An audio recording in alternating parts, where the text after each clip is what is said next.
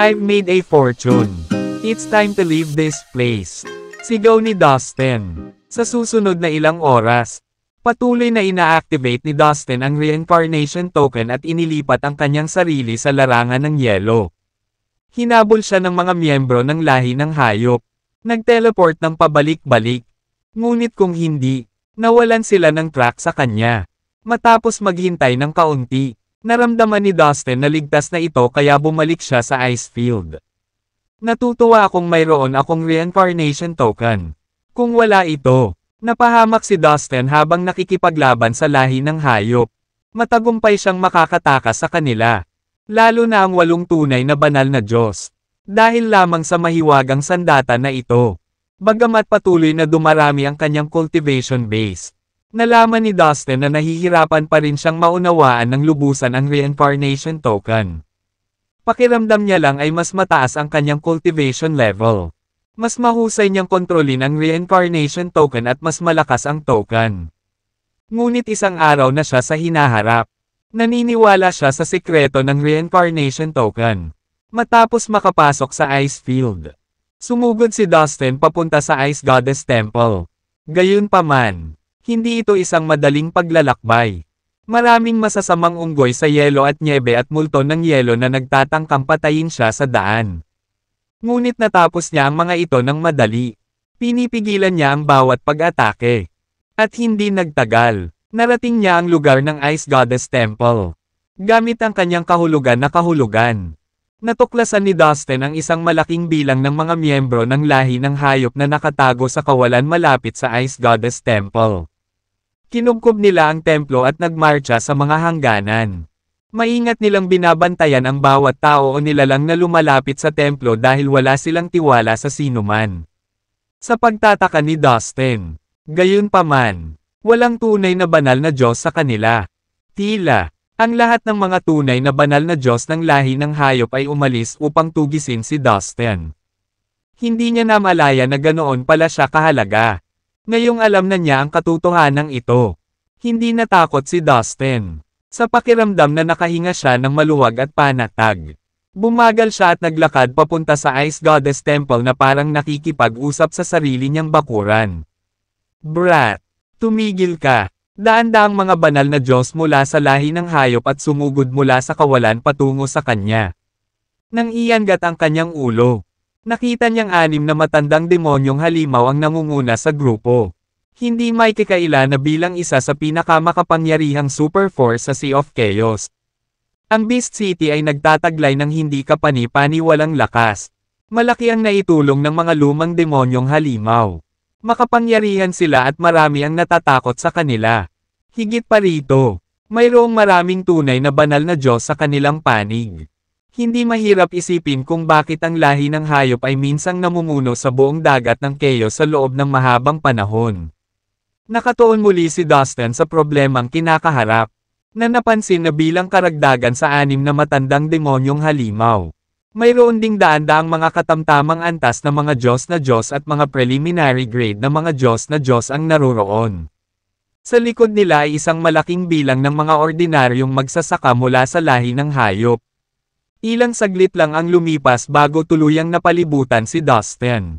Nanatiling malamig ang mukha ni Dustin. Brat, ikaw na naman. How dare you show up ulit? Ang daan-daang banal na Diyos ng lahi ng hayop ay nakilala si Dustin sa unang tingin. Sa huling pagkakataon na nakapasok si Dustin sa Ice Goddess Temple, nag-iwan ito ng maasim na alaala. Of course I'm here. Kung hindi, paano ko kayo papatayin mga halimaw? Sagot ni Dustin na may ngiti sa labi. Brat, huwag kang tanga. Mga ad ng pop future. Napakayabang mo. Ang lahat ng mga banal na Diyos ng lahi ng hayop ay huffed at puffed. Itinadyakan ang kanilang mga paa. Masyadong walang ingat ang lalaking ito. Sabay nating patayin. Mahigit sa 100 mga katamtamang grado na mga banal na Diyos ang lumabas sa karamihan at sumugod patungo sa Dustin. Boom! Boom! Boom! Hindi nag-aksaya ng oras si Dustin bago siya nagpakawala ng mahigit 100 buhawi na gawa sa yelo at nyebe. Nagwala sila sa kalawakan at sumugod patungo sa katamtamang antas ng mga banal na Diyos. Hindi mabilang na mga espadang yelo ang itinutulak palabas mula sa bawat buhawi. Napuno ng kahabag-habag na hiyawan ang hangin. Ilang segundo lang ang itinagal ng mga espada para saksakin at paghiwa-hiwalayin ang mga katamtamang antas ng mga banal na Diyos. Pagkatapos silang lahat ay nakahandusay na patay sa lupa. Ang mga lihim na kasanayan ng lahi ng Ice Ghost ay gumana ng maayos kapag nakikitungo sa mga katamtamang grado ng mga banal na Diyos. Ang mga espadang yelong iyon ay tumatago sa kanilang mga katawan na parang matalim na kutsilyo na tumatabas ng damo. Lahat kayo ay dapat mamatay. Umungol si Dustin na may hitsura sa kanyang mukha na kahawig ng Diyos ng kamatayan. Sumunod, pinalo niya ang orihinal na magulong batas ng nyebe. Ang umiikot, puting ambon at nagyayelong temperatura ay kumalat sa lahat ng direksyon. Ang buong lugar ay nakabalat kayo sa puti. Sa larangan ng yelo, lalo na sa paligid ng Divine Ice Goddess Temple. Mayroong isang malaking halaga ng orihinal na magulong batas ng snow. Handa si Dustin na gamitin ito sa kanyang kalamangan. Nang i-activate niya ang orihinal na magulong batas ng snow. Ang kapangyarihan nito ay ilang beses na mas malakas kaysa sa kung saan pa. Napakalamig ng hangin noon. Lahat ng miyembro ng lahi ng hayop, kabilang ang mga matandang demonyong halimaw, ay nakakita ng yelo na nagsisimulang mabuo sa kanilang mga katawan, na nagpapalamig sa kanila hanggang sa buto. Ang mas mahina sa kanila ay agad na nagyelo. Whoosh! Nagkaroon ng konting hikap sa hangin at saka lumitaw ang purple flying sword. Umikot-ikot ito na may makapal na aura ng espada, na sapat na para masuffocate ang mga tao. Ang mga miyembro ng lahi ng hayop ay pinutol ng mga lumilipad na espada. Tuloy-tuloy na naririnig ang kaawa-awang mga hiyawan. Pumunta ka sa impyerno. Sinugod ni Dustin ang isang matandang demonyong halimaw at ikinumpas ang kanyang mga kamao sa kanya. Ang lakas na katumbas ng gravity ng isang bituin ay itinapon sa katawan ng matandang demonyong halimaw. Nang makita itong paparating, lumawak ang mga kuko ng matandang demonyong halimaw at nakaharang sa pag-atake. Naikinagulat ni Dustin. Puff! Gayunpaman, ang pag-atake ni Dustin ay masyadong malakas at ang mga kuko ng matandang demonyong halimaw ay kasing babasagin ng mga bula na sumasabog sa lugar. Parg! Ang matandang demonyong halimaw ay nagpakawala ng isang malakas na sigaw at tumalikod upang tumakbo palayo. Boom! Hinabol siya ni Dustin. Nilagpasan. At tumalikod bago pinagsilbihan siya ng isang mabigat na suntok na nagpawalang bisa sa matandang demonyong halimaw. Umikot si Dustin at sinundan ang sumunod. Gumamit siya ng lahat ng uri ng makapangyarihang kakayahan at pamamaraan upang labanan ang lahi ng hayop. Hindi man lang siya huminto para magpahinga. Kahit na marami na ang namatay. Puff! Puff! Puff! Mga ad ng pop future. Wala sa daan-daang mga banal na Diyos mula sa lahi ng hayop ang makalaban sa nakamamatay na pag-atake ni Dustin. Tinamaan sila at namatay sa nakakahiyang paraan. Ang natitira, na sa kabutihang palad ay nakatakas sa nakamamatay na pag-atake ni Dustin, ay napatay ng lilang lumilipad na espada. Ito ay tila isang tunay na larangan ng digmaan na may mga dagwang bangkay sa lahat ng dako. Gaya ng dati. Walang awa si Dustin sa pagpatay sa kanila. Bawat segundo, isang malaking grupo ng mga miyembro ng lahi ng hayop ang mamamatay. Sa simula ng labanan, ang mga miyembro ng Beast Race ay tila puno ng fighting spirit at naging mas mahigpit sa paglipas ng panahon. Wala silang ipinakitang takot sa harap ng brutal na labanan. Habang tumatagal ang laban, parami ng parami ang mga miyembro ng lahi ng hayop ang napatay. Besides, masyadong malakas si Dustin. Ito ay isang hindi patas na labanan tulad ng isang Zoro na pumasok sa isang manukan. Ito ay isang kompletong massacre. Masyadong nakakatakot yung lalaking yun. Natatakot ako na hindi tayo magkatugma para sa kanya. Tila ang natitirang mga miyembro ng lahi ng hayop ay maaaring magpasya na umalis. Kung tutuusin, nagtagal ang laban at walang bakas na lalabas silang mananalo. Sa wakas, napansin ng mga tao ng Ice Palace sa Divine Ice Goddess Temple ang nangyayari sa labas. Ano yun? Mukhang may matinding labanan sa labas ng templo. Ang mga nakatataas na pinuno sa Ice Palace ay naglabas ng kanilang mga espiritual na pandama upang makita kung ano ang nangyayari sa labas. Si Dustin pala. Bumalik na siya. Isang malaking tagay ang sumabog. Siya ay lumalaban mag-isa laban sa mga bastard ng lahi ng hayop. At tingnan mo, karamihan sa kanila ay patay na. Hindi nila akalain na makikita nila si Dustin ng ganito nang muli nila itong makita. Gayunpaman, hindi sila dapat umasa ng iba pa. Bumalik na ang aming pinuno. Sa oras na ito, ang lahat ng mga banal na Diyos ng Blue Ocean Universe Community ay naaawang lumabas at makita si Dustin. Pinili niyang iwan sila sa templo para sa kanilang sariling proteksyon. Ano pang hinihintay mo? Lumabas tayo at tulungan natin ang ating pinuno na patayin ang kalaban. Ang puting buhok na premium grade na banal na Diyos ay umungal sa galit. Tulungan natin si Dustin. Dagdag ni Ice Queen. Hindi siya maaaring manatili doon at kumilos na parang duwag habang ang iba ay pumunta. Sa pangunguna ng Ice Queen at ng white-haired premium grade Divine God. Maraming Divine God ang nagbukas ng pinto ng Divine Temple at nagmamadaling lumabas. Gayunpaman, tila malapit nang matapos ang labanan. Ang natitirang mga hayop ay ganap na bumagsak at masyadong natakot na lumaban. Halos 2/3 ng daan-daang mga banal na Diyos mula sa lahi ng hayop ang napatay ni Dustin. Tulad ng para sa mga ordinaryong mandirigma ng lahi ng hayop, sila ay dumanas ng mabibigat na sanhi at halos 3/4 sa kanila ang napatay. Malapit sa Ice Goddess Temple. Nagkalat ang mga bangkay kung saan-saan. Dugo ng iba't ibang kulay ay nagtagpo at natipon at sumugod sa mga batis. Oh my God! Nakakakilabot! Kailangan nating tumakbo. Ang natitirang mga miyembro ng lahi ng hayop na nakaligtas ay natakot sa kanilang talino. Mabilis silang tumakbo palayo. At wala na sa kanila ang nang-ahas na lumaban pa. Pananatilang kalmado. Pinaandar ni Dustin ang kanyang purple flying sword at itinutok ito sa kanila. Makalipas ang ilang sandali, ilan lamang sa mga miyembro ng lahi ng hayop ang matagumpay na tumakas.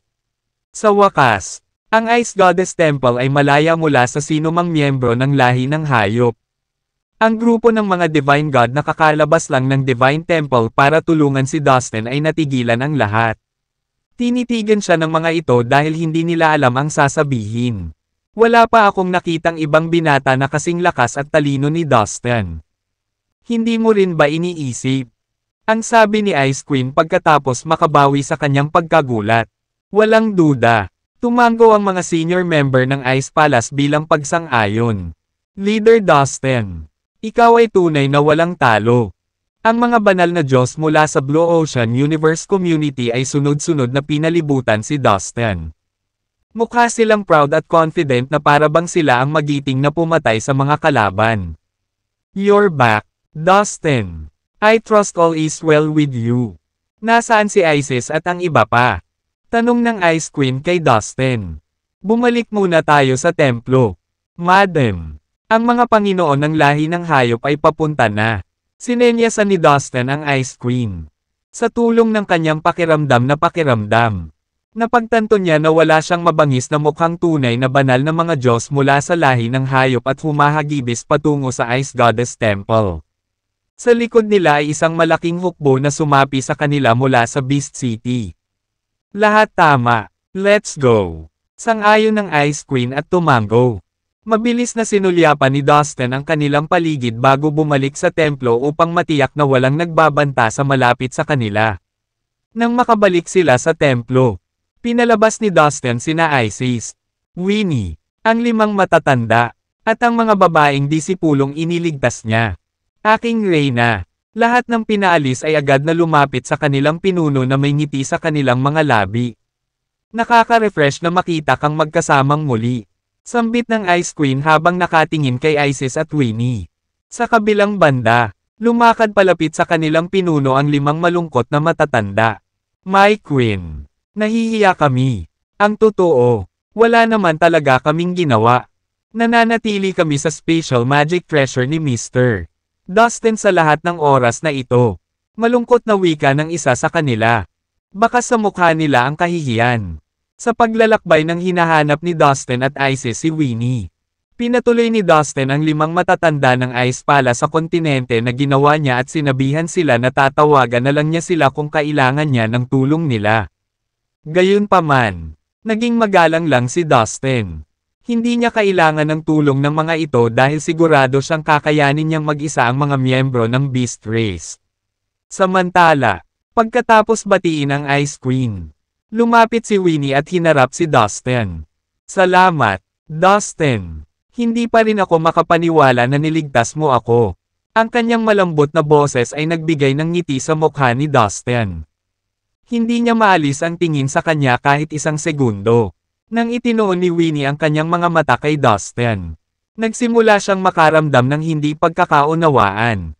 Alam niya na may nararamdaman si Isis para sa kanya.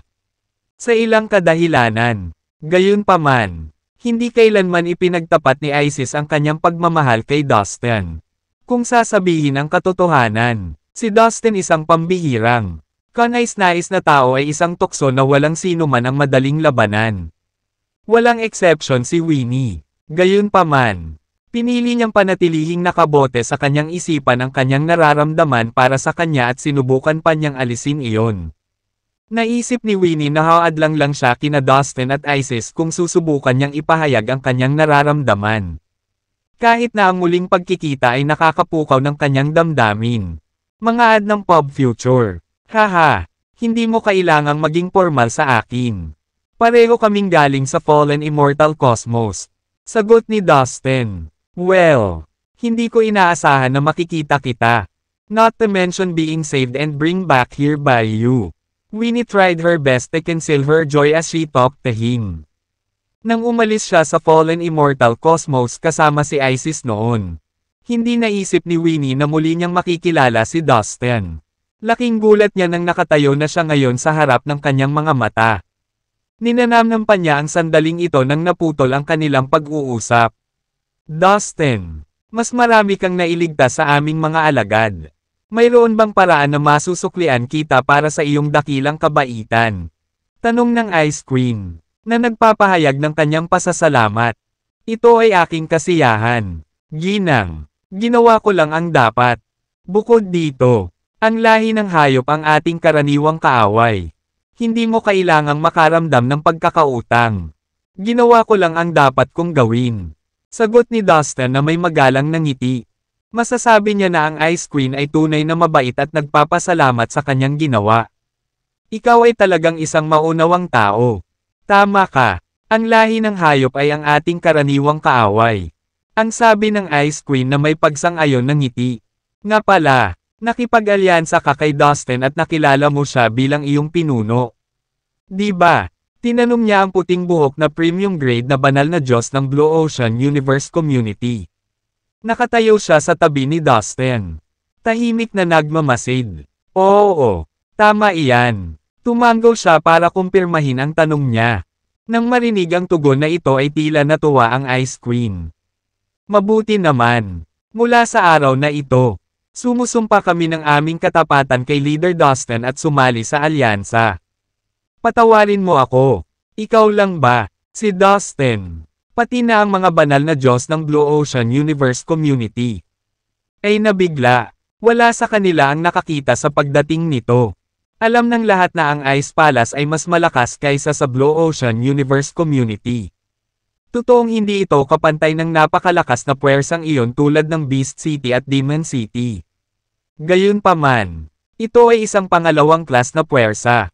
Medyo sikat pa nga sila sa Sea of Chaos. Higit pa rito, ang mga alagad nito ay nagmana ng mana mula sa Divine Ice Goddess.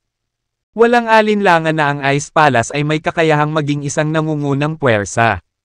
Ngayon, ang pinuno ng gayong makapangyarihan, nangangako na puwersa ay nagmungkahi na sumali sa kanilang alyansa. Nagulat ang pagmamaliit ng kanilang nararamdaman.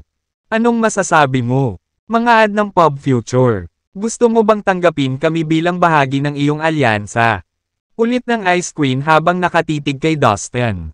Well, hindi dahil hindi mahanap ni Dustin ang mga salita. Ngunit hindi niya alam kung paano magre-reply. Bukod sa pasasalamat, Nakaramdam din siya ng matinding kaba sa pagtanggap ng alok na lampas sa kanilang imahinasyon. Nabanggit mo kanina na ang lahi ng hayop ay ang ating karaniwang kaaway. Nilusob nila ang aming teritoryo.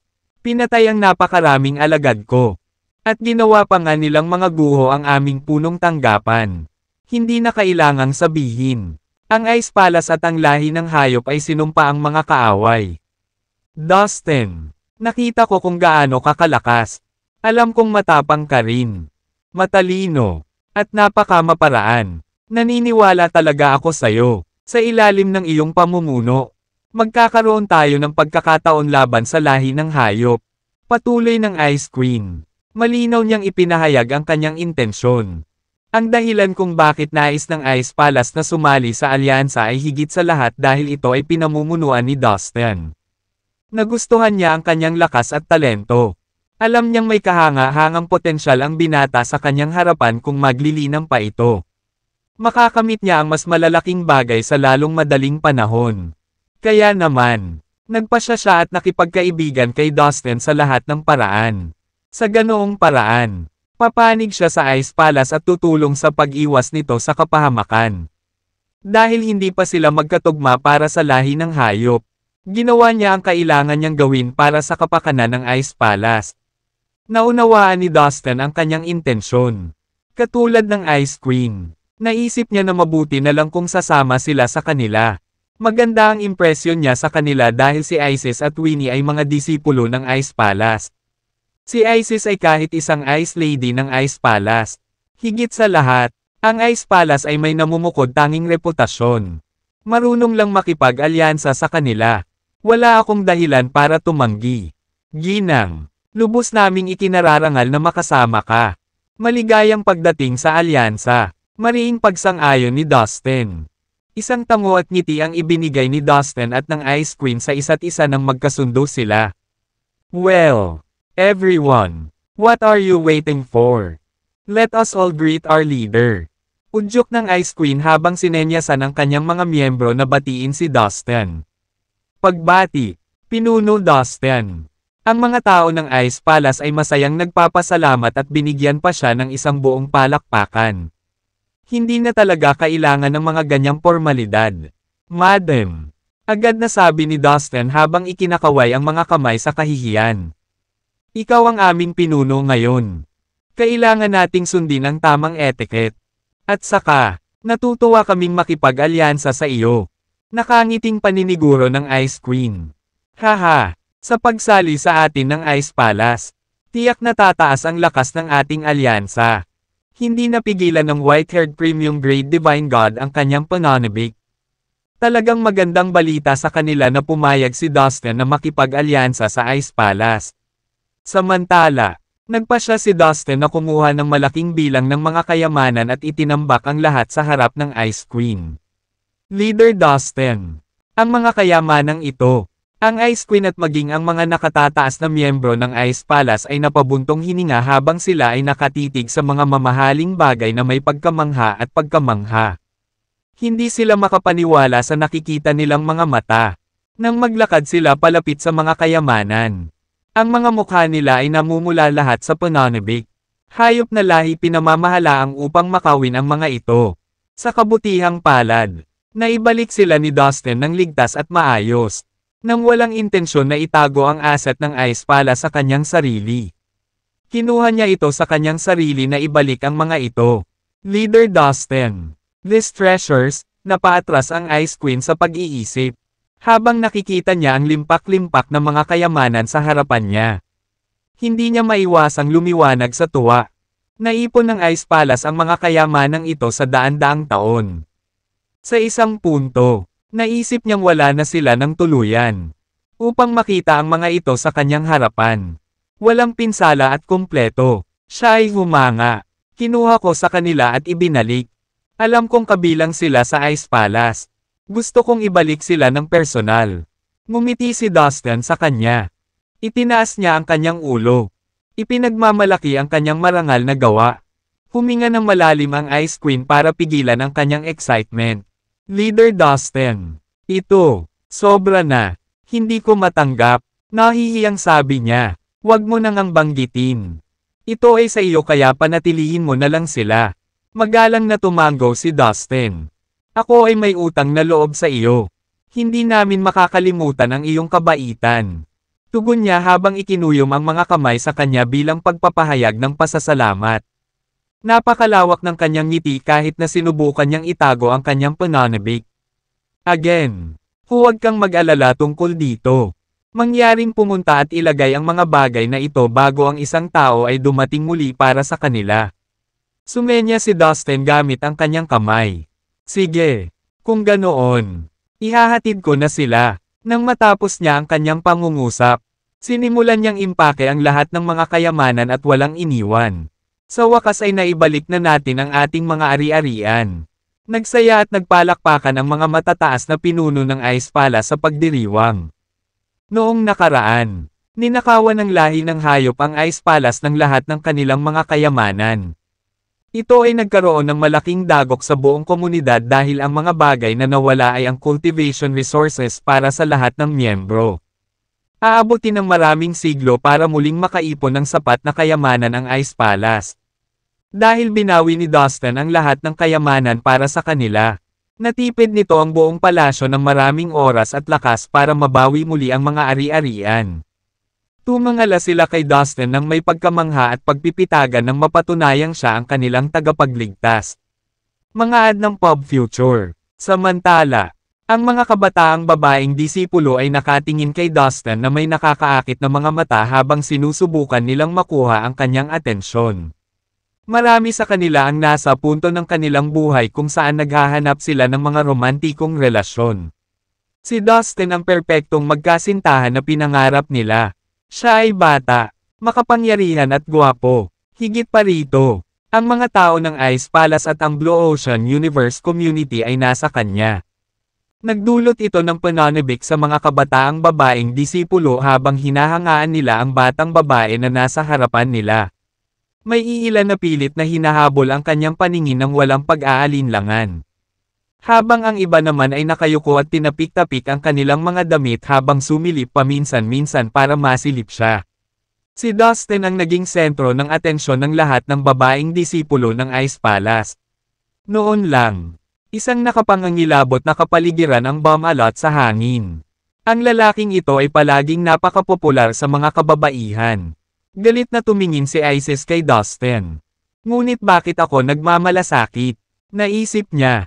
Matapos ang ilang sandali ng malalim na pag-iisip, hindi napigilan ni Isis na tanggapin ang kanyang nararamdaman. Nahulog na ba ako sa kanya? Naisip niya sa sarili habang napabuntong hininga sa frustration. Ibinaling niya ang ulo para sulyapan ang clueless na si Dustin pero agad na namula at umiwas ng tingin. Samantala, ganoon din ang iniisip ni Winnie. Ang pinagkaiba niya kay Isis ay hindi man lang siya makatingin kay Dustin.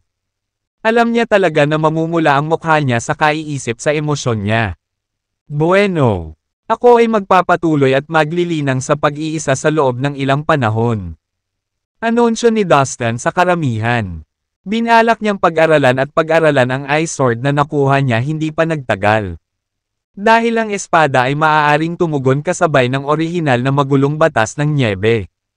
Ipinalagay niya na ito ay isang kamangha-manghang sandata na magagamit niya sa kanyang kalamangan. Natagpuan ni Dustin ang kanyang sarili sa isang liblib. Tahimik na lugar sa loob ng templo. Walang mga lihim na silid sa templo. Kaya nag-teleport si Dustin sa kontinente na nilikha niya gamit ang kanyang isip. Hindi niya sinasadyang nilikha ito noong nililinang niya ang batas ng lupa. Sa kalaunan, ang kontinente ay naging isang tunay. Umiiral na mundo. Ang mga batas ay kumpleto at mayamang espiritual na enerhiya ay matatagpuan doon. Bukod doon, sinakop nito ang isang malawak na lugar. Lahat ng uri ng lupain ay matatagpuan dito kasama na kapatagan, kagubatan, bulubundukin, disyerto, ilog, at karagatan. Maraming lungsod din ang umunlad sa kontinente. Sa mga nakaraang araw, ginugol ng mga banal na Diyos ng Blue Ocean Universe Community ang kanilang mga araw doon. Sa panahong iyon, ginamit nila ang kanilang makapangyarihang kakayahan para magtayo ng mga gusali, lungsod, nayon, kalsada, at kahit ilang vilya sa buong kontinente. Para sa kanila, ito ay kasing dali ng isang pindot ng isang daliri. Nag-iingat pa nga sila ng napakaraming hayop sa kontinente. Sa lahat ng iyon, ang kontinente ay naging isang lugar na umunlad sa buhay. Nang makarating si Dustin sa kontinente, naglakad-lakad siya at tumango bilang kasiyahan. Mga ad ng pop future. Well, ang laki ng kontinenteng ito ay unti-unting lumalawak. Siguro dahil lumalakas pa ako. Bulong ni Dustin sa sarili. Ang mundong ito ay pag-aari ko. Ako ang Panginoon ng lugar na ito at lahat ay nasa ilalim ng aking kontrol. Ang mga nilalang, ang mga gusali, at maging ang alikabok ay nasa palad ng aking mga kamay. Habang sinusuri niya ang bawat pulgada ng kontinente gamit ang kanyang espiritual na kahulugan. Lalo siyang naging mapagmataas sa kung ano ito.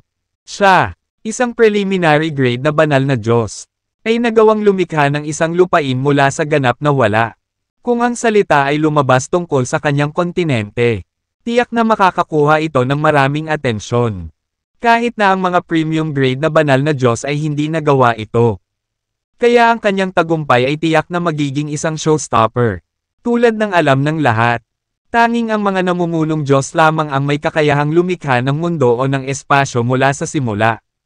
Dati, nang unang pumasok sa kontinente ang mga banal na Diyos ng Blue Ocean Universe Community, wala silang ideya na si Dustin ang lumikha nito. Naniniwala lamang sila na makokontrol ni Dustin ang kontinente dahil nilamon niya ang orihinal na kakanyahan ng enerhiya nito. Hindi ako gumugol ng oras sa pagtatrabaho sa batas ng mundo. Kaya hindi ako gumawa ng anumang pag-unlad dito. Ngayon, ang orihinal na magulong batas ng snow ay ang batas na ituturing kung sanay ako. Ito ang pinakamalaking ani ko sa Ice Palace. Ngumiti si Dustin na may pagmamalaki sa mukha. Teka, ang batas ng lupa. Ang batas ng lupa. Bulong ni Dustin sa kanyang sarili habang sinusubukang pagsama-samahin ito. Lahat ng mga batas na makikita natin, mula sa mababa hanggang sa mataas, ay nauuri sa batas ng cosmos. Ang batas ng pinakamataas na kaliwanagan at ang orihinal na magulong batas. Ang mga batas ng cosmos ay kilala rin bilang mga batas na gumagana lamang sa loob ng ilang partikular na magkakaibang cosmos. Ang batas ng pinakamataas na kaliwanagan ay ang mga batas na maaaring matagpuan sa buong magulong kawalan. Ang orihinal na magulong batas ay ang mga batas mula sa magulong vacuum. Ang batas ng lupa na aking nilinang ay kabilang sa batas ng pinakamataas na kaliwanagan habang ang orihinal na magulong batas ng snow na aking natututuhan ay ang orihinal na magulong batas.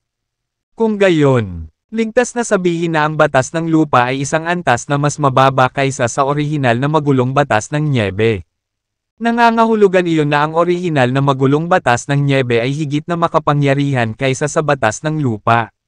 Napakurap ng ilang beses si Dustin habang sinusubukang intindihin ang kanyang natuklasan. Magaling ako noon pa man sa batas ng daigdig. Patuloy niya, ngayong nakabisado ko na ang orihinal na magulong batas ng nyebe. Hindi na ako dapat magkaroon ng problema sa pagmaster ng orihinal na magulong batas ng lupa. Inilagay ni Dustin ang kanyang mga kamay sa kanyang bibig sa tuwa. Bueno. Kailangan kong makabisado ang orihinal na magulong batas ng lupa.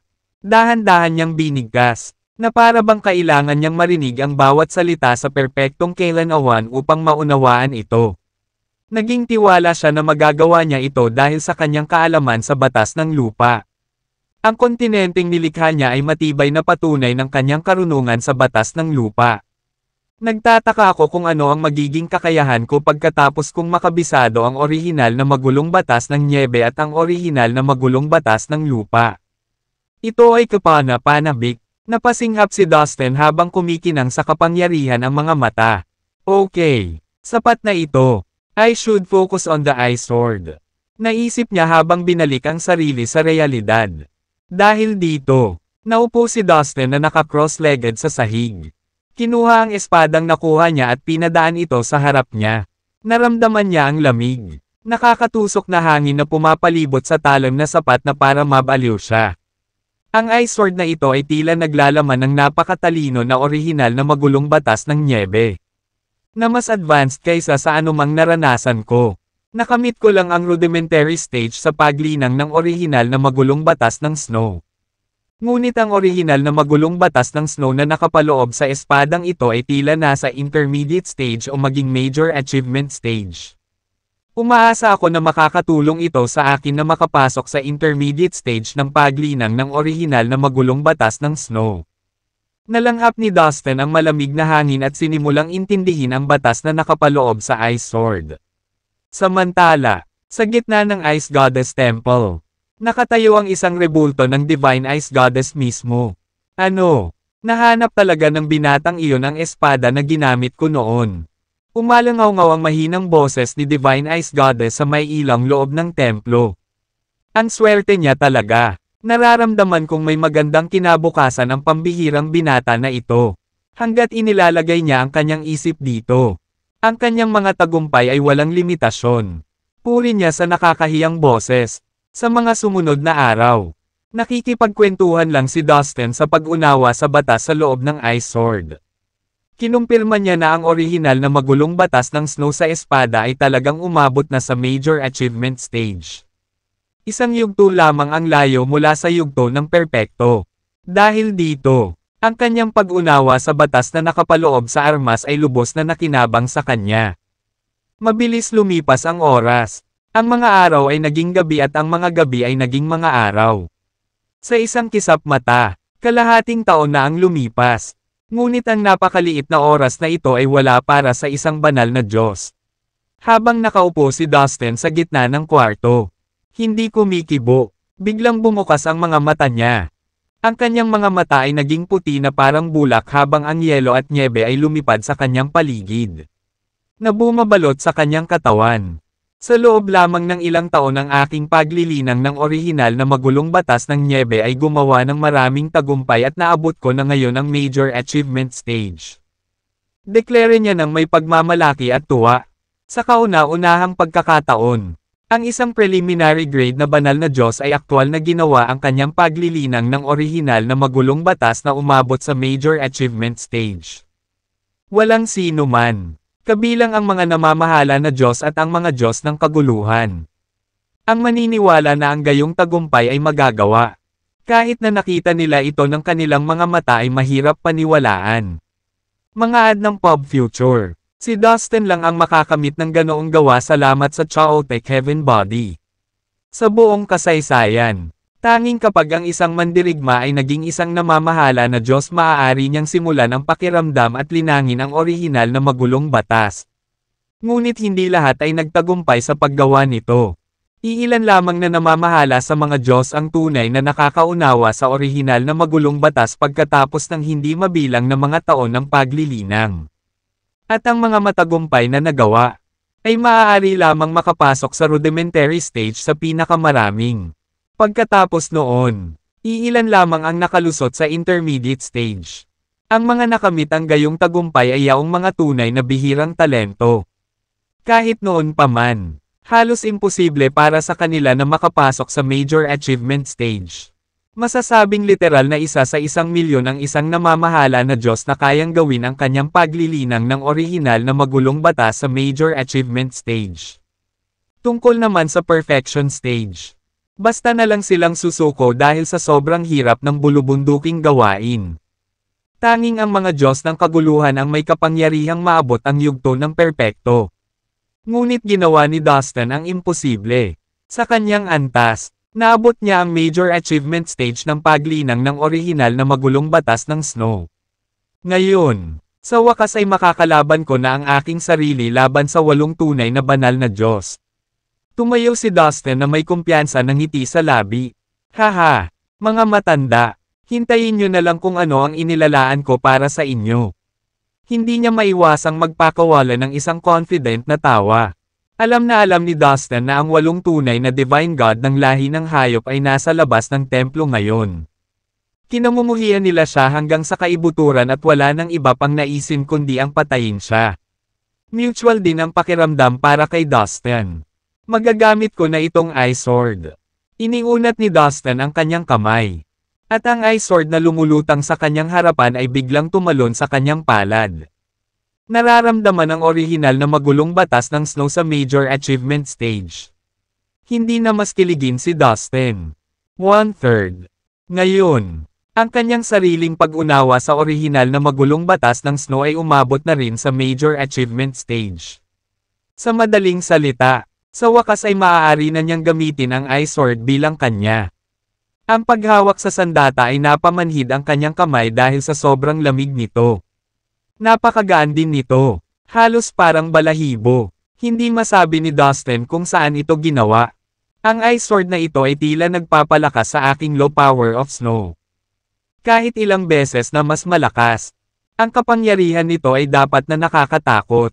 Sa pag-iisip nito, hindi niya napigil ang magpakawala ng malakas at maingay na tawa habang ilang beses niyang iwinagayway ang Ice Sword. Hindi namamalayan. Ang espasyo sa kanyang harapan ay nabasag sa mga piraso. At ang walang katapusang mga fragment ng espasyo ay natangay kung saan-saan dahil sa kapangyarihan ng espada. Ang Ice Sword na ito ay ganap na sumanib sa kapangyarihan ng batas ni Dustin. Pakiramdam niya ay may parte ito ng kanyang katawan. Akin na ang espadang ito simula ngayon. Mga ad ng Pop Future. Napuno siya ng pakiramdam ng pagmamalaki at kasiyahan. Noong naglalaro siya ng Ice Sword, bigla niyang narinig ang boses ng babae sa Soul Sea niya. Binata, ang Ice Sword na ito ay akin noon. Ano? Napabuntong hininga siya. Nagulat siya nang marinig ang impormasyong iyon. Nakilala niya na ang Divine Ice Goddess ang naghahatid ng mensahe sa kanya sa pamamagitan ng kanilang telepathic link.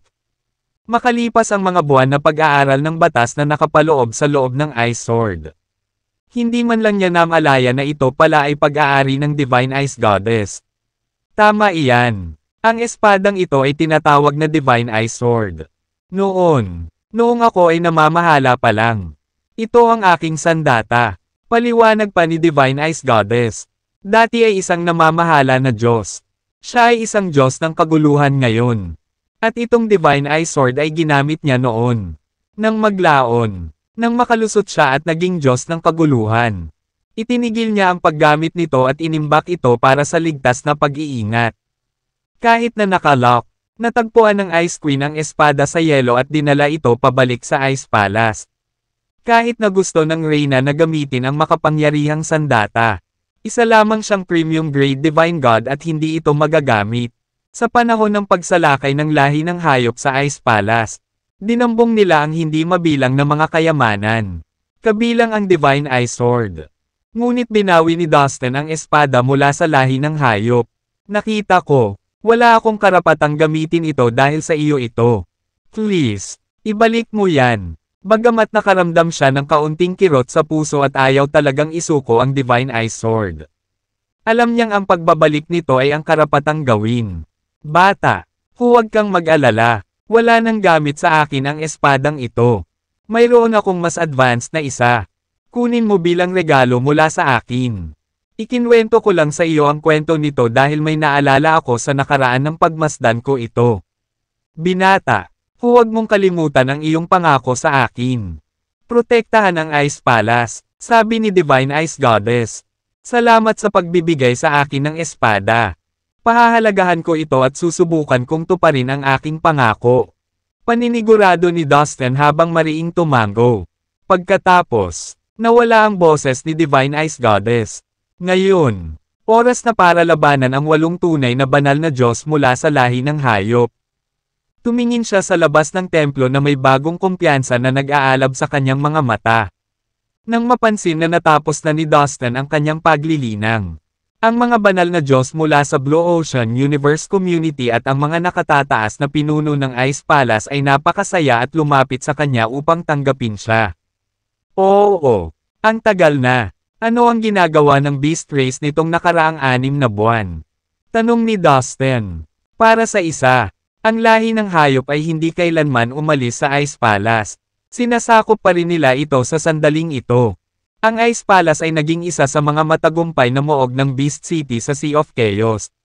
Sa hitsura nito, ang mga nilalang mula sa Beast City ay walang agarang planong umalis at mananatili sa Ice Palace hanggat maaari nila. Naging malungkot ang mukha ng Ice Queen. Leader Dustin. Marami na raw nasakop sa mundo at dakilang puwersa si Marlon sa Sea of Chaos.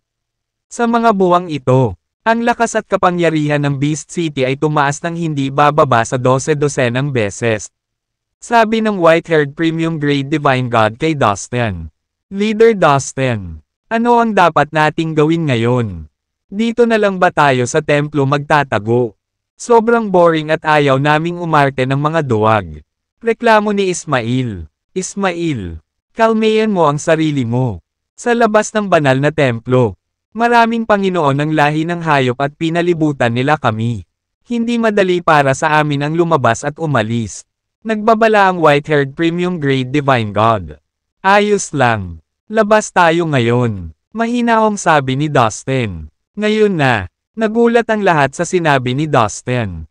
Tara na, walang sabi-sabi. Winigayway ni Dustin ang kanyang kamay at pinona ang daan patungo sa tarangkahan ng banal na templo. Ha? Anong nangyayari? Napatulala. Nagkatinginan ang iba. Well, I can see that our leader is very confident. May tiwala ako sa kanya. Handa akong pumunta at patayin ang mga kaaway sa tabi niya. Naunang tumayo si Ismail at humakbang para maabutin si Dustin. Sige. Lumabas tayo kasama ang ating pinuno at bigyan ng magandang laban ang mga mabahong halimaw na iyon. Ang white-haired premium grade divine god ay nagngangalit ang kanyang mga ngipin at pinalakas ang loob ng iba pang grupo. Naiwan na walang ibang pagpipilian. Ang iba pang mga banal na Diyos mula sa Blue Ocean Universe community ay natural na sumunod sa kanya ng isa-isa. My Queen. Kami. Nag-aalangan na tanong ng isang senior disciple mula sa Ice Palace habang nakatingin sa Ice Queen. Sa lubos na kaibahan sa mga banal na Diyos mula sa Blue Ocean Universe community. Ang lahat ng mga tao mula sa Ice Palace ay nanatili sa banal na templo. Mga ad ng Pop Future. Ito ang halos lahat ng staff ng Ice Palace.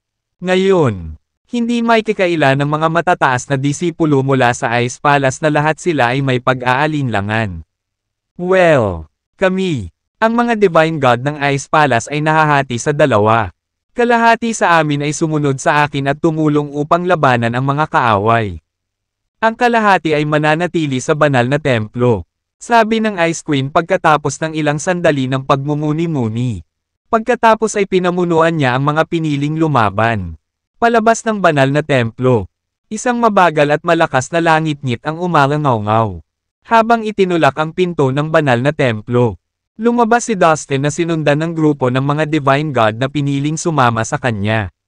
Sa sandaling ito, sa labas ng banal na templo, ang kawalan sa paligid nila ay nasakop ng mga nangungunang master mula sa Beast City. Mayroong hindi bababa sa 700 o 800 ng gayong mga banal na Diyos. Ang ilan sa kanila ay mula sa lahi ng hayop. Ang ilan ay mula sa nakahiwalay na mga dayuhan na espasyo. At marami ay mula sa ibang mga lahi. Hindi kataka-taka, naroon din ang 8 tunay na banal na Diyos ng lahi ng hayop. Ang pangunahing gawain ng 8 tunay na banal na Diyos ay bantayan ang Ice Palace.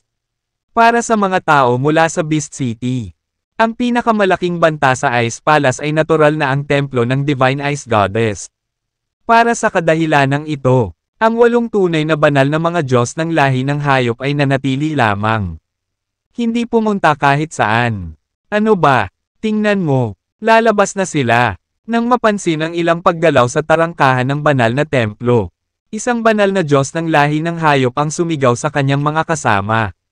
Na itinuro ang mga taong lumalabas sa tarangkahan. Sa isang iglap, nabaling ang mga mata ng lahat sa tarangkahan ng templo. Inilabas nila ang matatalas nilang pangil at pinandilatan sila ng nakamamatay na tingin. Sa wakas ay nagpasya si Dustin na lumabas ng gate kasama ang isang hukbo sa likod niya. Haha, sa wakas nakalabas ka na. Akala ko mananatili kang duwag at magtatago sa amin magpakailanman. Alam kong maya-maya ay lalabas din ang mga bastos na iyon. Ang mga master mula sa Beast City sa paligid ng banal na templo ay naging labis na nasasabik. Mahigit kalahating taon na silang nasa napakalamig na mundong ito at nagpapakita ng mga palatandaan ng pagkabalisa at pagkapagod. Tuwang-tuwa sila na sa wakas ay makakapag-away na sila at makatikim ng dugo. Brat, nice of you to come out. But it's a wrong move.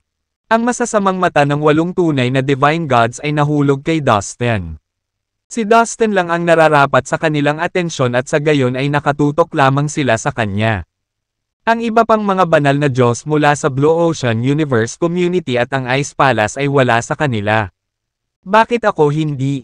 Sino ka para isipin na kaya mo akong takutin? Walang pakialam na sabi ni Dustin.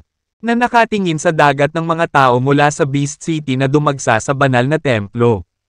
Matapos niyang matagumpay na linangin ang orihinal na magulong batas ng snow hanggang sa Major Achievement Stage. Ang aura ni Dustin ay naging mas malamig. Mas walang malasakit at hindi maipaliwanag na tahimik. Siya ay naging parang isang piraso ng yelo na umiral sa daan-daang milyong taon. Sa harap ng kalaban, ang kanyang mukha ay walang anumang emosyon. Siya ay tulad ng isang malungkot at walang talo na master na nakatayo doon ng misteryoso at walang pakialam. Nararamdaman ko ang isang lubhang kakilakilabot at hindi maisip na orihinal na magulong batas ng nyebe na nagmumula sa kanya. Ito ay hindi bababa sa 1,000 beses o higit pa sa 10,000 beses na mas malakas kaysa sa kung ano ang aking nalinang. Mga ad ng Pop Future. Nakatayo sa likod ni Dustin. Naramdaman ng Ice Queen ang orihinal na magulong batas ng nyebe na nagningning mula sa kanyang katawan. Hindi niya maiwasang mabigla. Hindi niya maintindihan kung paano linangin ni Dustin ang isang nakakatakot na orihinal na magulong batas ng nyebe sa kanyang antas. Huwag kang ang magsalita ng malaki. Isa ka pa ring brat. Bueno. Dahil tanga ka para lumabas. Isaalang-alang ang araw na ito bilang iyong huling araw. Isang tunay na banal na Diyos ng lahi ng hayop ang tumalikod. Dumura sa lupa kung saan siya nakatayo. Ang kawalang interes at katahimikan ni Dustin ay inis ang 8 tunay na banal na Diyos ng lahi ng hayop. Hindi sila sanay sa ganitong uri ng bastos na pagtrato. Tutal, sila ay tunay na mga Diyos ng Diyos na lubos na iginagalang at sinasamba pa nga. Para sa mga ordinaryong banal na Diyos, sila ay nakatataas na mga Panginoon. Nakarapat dapat sa sukdulang paggalang. Ngayon, isang binata ang walang galang sa harap nila. What's wrong? Sinabi ko lang na hindi ka qualified. Napakalamig ng tono ni Dustin. Walang bahid ng emosyon. Bata ka lang. Nakakairite ka. Dear Masters, walang kwenta na makipag-usap pa sa ganyang ignorante na bata. Turuan ko siya ng leksyon. Biglang, isang matandang halimaw ang humakbang pasulong mula sa karamihan. Hindi pa nakita ng matandang hayop na ito si Dustin. Hindi pa nagtagal. Dumating siya sa Ice Palace mula sa Beast City bilang bahagi ng mga reinforcement. Mas maaga kaysa noon, pinatay ni Dustin ang isang grupo ng mga matandang hayop. Sa makatuwid, marami pang matatandang hayop ang na-deploy sa Ice Palace. Ang Beast City, isang napakalakas na puwersa, ay umiral ng higit sa kalahati ng magulong panahong ito. Ito ay hindi isa na dapat guluhin. Mayroon itong napakalaking bilang ng mga lumang hayop sa hanay ng mga mandirigma nito. Napakabilis ng matandang halimaw. Sa isang dagandong, mabilis niyang nilapitan si Dustin. Boom! Ang matandang halimaw ay direktang naglunsad ng isang pag-atake na may lumalakas na kapangyarihan na patuloy na bumubuhos mula sa kanyang katawan na may nakakatakot na momentum. Sa isang mabilis na galaw, isang mahabang espada ang lumitaw sa kanyang kamay. Ang espada ay may kakaiba at manipis na anyo. Halos parang isang piraso ng papel. Whoosh! Ang espada ay nakalock ang mga target kay Dustin at launched patungo sa kanya sa isang kamangha-manghang bilis. Direkta itong nagkondensasyon sa isang potensyal na espada. Tulad ng isang tuwid na linya na tumatagos sa lahat. At mahigpit na nakatutok kay Dustin. Ang matandang halimaw ay naglunsad ng 3 sunod-sunod na welga. Ang bawat hampas ng espada ay mas malakas kaysa sa huli. Ang sunod-sunod na 3 pag-atake ng espada ay nagpapataas ng potensyal ng espada. Sa lahat ng bagay, ang 3 matutulis na pag-atake ng espada ay mabilis na nakarating kay Dustin. Well, iyon ay mabuti. Tumango si Dustin. Hindi niya inaasahan na ganoon pala kaganda ang mga natamo ng matandang hayop sa espada. Nagsisi ka ba ngayon, anak? Preliminary grade divine god ka lang sa murang edad. Pero how dare you be arrogant in front of us? Hindi ko talaga maintindihan kung paano ka mabubuhay hanggang ngayon sa ganyang klase ng bulok na ugali at mababang kakayahan. Nang makitang nakatayo si Dustin, naisip ng matandang halimaw na pinigilan si Dustin ng kanyang sword potential at hindi makagalaw. Kaya hindi niya maiwasang insultuhan siya habang nagpapasikat ng walang awa ng ngiti. Inaasahan niya talaga ang mahabang espada na dudurog sa katawan ni Dustin at gagawing alabok at maging kawalan. "I freeze!" Biglang sigaw ni Dustin sa malalim na boses. Sa sandaling kumawala ang mga salitang iyon sa mga labi ni Dustin. Isang hindi mabata na lamig ang nagsimulang bumalot sa buong lugar. Ang puting ambon, malawak na parang mala-perlas na puting karagatan, ay agad na nilubog ang matanda. Pagkatapos, sa gulat ng lahat, ang katawan ng matanda ay nagyelo sa isang iglap. Nakulong sa makapal at makapal na yelo. Wala siyang kapangyarihang kumawala, pati na ang lumaban. Si Dustin naman, nilagay ang mga kamay sa likod niya at nakatitig sa kanya. Amused, hindi pa niya ginagalaw ang isang daliri ng maipit ang matanda sa loob ng ice block. Pumutok, mariing utos ni Dustin. Bang! Sumabog ang block ng yelo. At ang matandang nasa loob nito ay agad na nawala sa wala kundi dugo at buto. Ang kanyang nilikha na kaluluwa ay nawasak din. Ang isang master mula sa lahi ng hayop na isang premium grade na banal na Diyos ay madaling nasawi ng ganito. Paano ito posible? Naghiyawan ang lahat ng tao sa paligid dahil nagulat sila sa nakita. Nagbibiro ka lang. Inilabas niya ang ninuno ng halimaw nang hindi pinagpapawisan. Naisip nila sa kanilang sarili na halos lumuwa ang kanilang mga mata sa gulat. Hindi naman masama iyon. Panloob na sabi ni Dustin. Siya ay nalulugod sa kapangyarihan ng orihinal na magulong batas ng nyebe. Hindi pwede ito.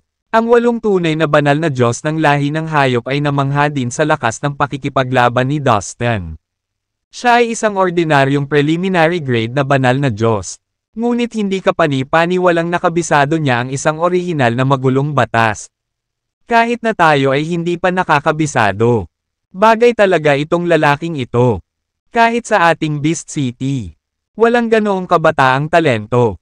Ang 8 tunay na banal na Diyos ng lahi ng hayop ay nagpalitan ng mga natatarantang tingin sa isa't isa. Dumating pa sila sa puntong hinangaan nila ang hindi maarok na talento ni Dustin. Ang isa sa 8 tunay na banal na Diyos ay lumabas mula sa karamihan. Papunta sa Dustin. "Boy, you are really good." Pagpupuri niya kay Dustin habang papalapit. "Pinahahalagahan kita. Ngayon, hayaan mo akong bigyan ka ng isang pagpipilian. Kung sasali ka sa amin, ipinapangako ko na magiging isa ka sa mga pangunahing disipulo sa Beast City. Ano sa tingin mo? Kung hindi mo alam, kapag naging core disciple ka sa Beast City, magagawa mo ang lahat ng gusto mo sa Sea of Chaos at walang maglalakas loob na guluhin ka. Sa malapit na palabas, ang buong Sea of Chaos ay ating pamamahalaan. Ang tunay na banal na Diyos na inialay. Ang kanyang tinig ay nagniningning sa pagmamalaki. Mga ad ng pop future. Ano? Gusto ng master na ito mula sa lahi ng hayop na sumali sa ating pinuno sa Beast City. Ang mga Divine God ng Blue Ocean Universe Community at ang mga senior leaders ng Ice Palace ay hindi napigilan ang kanilang mga emosyon at lahat sila ay natigilan. Natakot sila na baka sumang-ayon si Dustin sa isa sa mga tunay na banal na Diyos na alok. Pagkatapos ng lahat, ang panukala ng tunay na banal na Diyos ay masyadong nakakaakit. Kahit sino ay hindi tatanggihan ito ng walang pag-iisip. Malawakang kinikilala na ang Beast City ay isang napakalakas na puwersa. Bukod dito, ang pinuno ng Beast City ay agresibo at ambisyoso sa parehong oras. Nagpadala siya ng maraming tropa para makipagdigma, mangagaw ng mga teritoryo, at manloob ng mga kayamanan. Tila, layunin niyang dominahin ang Sea of Chaos. Kung si Dustin ay maaaring maging isang pangunahing disipulo ng Beast City, magkakaroon talaga siya ng isang magandang kinabukasan. Binata, nakapagdesisyon ka na ba? Nakakatokso ang alok ko, di ba? Tanong ng tunay na banal na Diyos ng lahi ng hayop na may mahinang ngiti. Tiwala siyang kumpiyansa na hindi tatanggihan ni Dustin ang kanyang alok. Hanggat nasa tamang pag-iisip siya, tatanggapin niya ang alok ko. Walang sino man ang tatanggi na maging isang pangunahing disipulo sa Beast City. Ang tunay na banal na Diyos ay nag-isip sa kanyang sarili ng buong kasiyahan. Sa puntong ito, lahat ng naruroon ay nakatuon ang kanilang mga mata kay Dustin. Nakatutok ang mga ito sa kanya habang sabik na marinig ang kanyang sagot.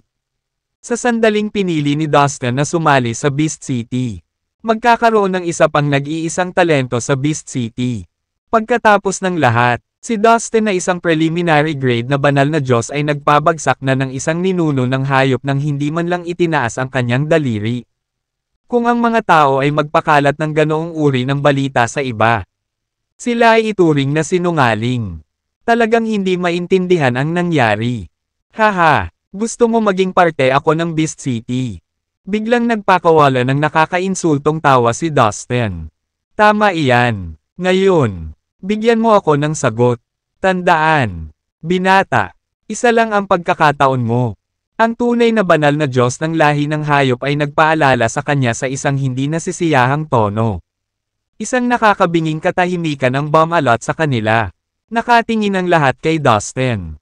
Naghihintay ng sagot niya. Sila ay nababalisa at hindi na makapaghintay pa.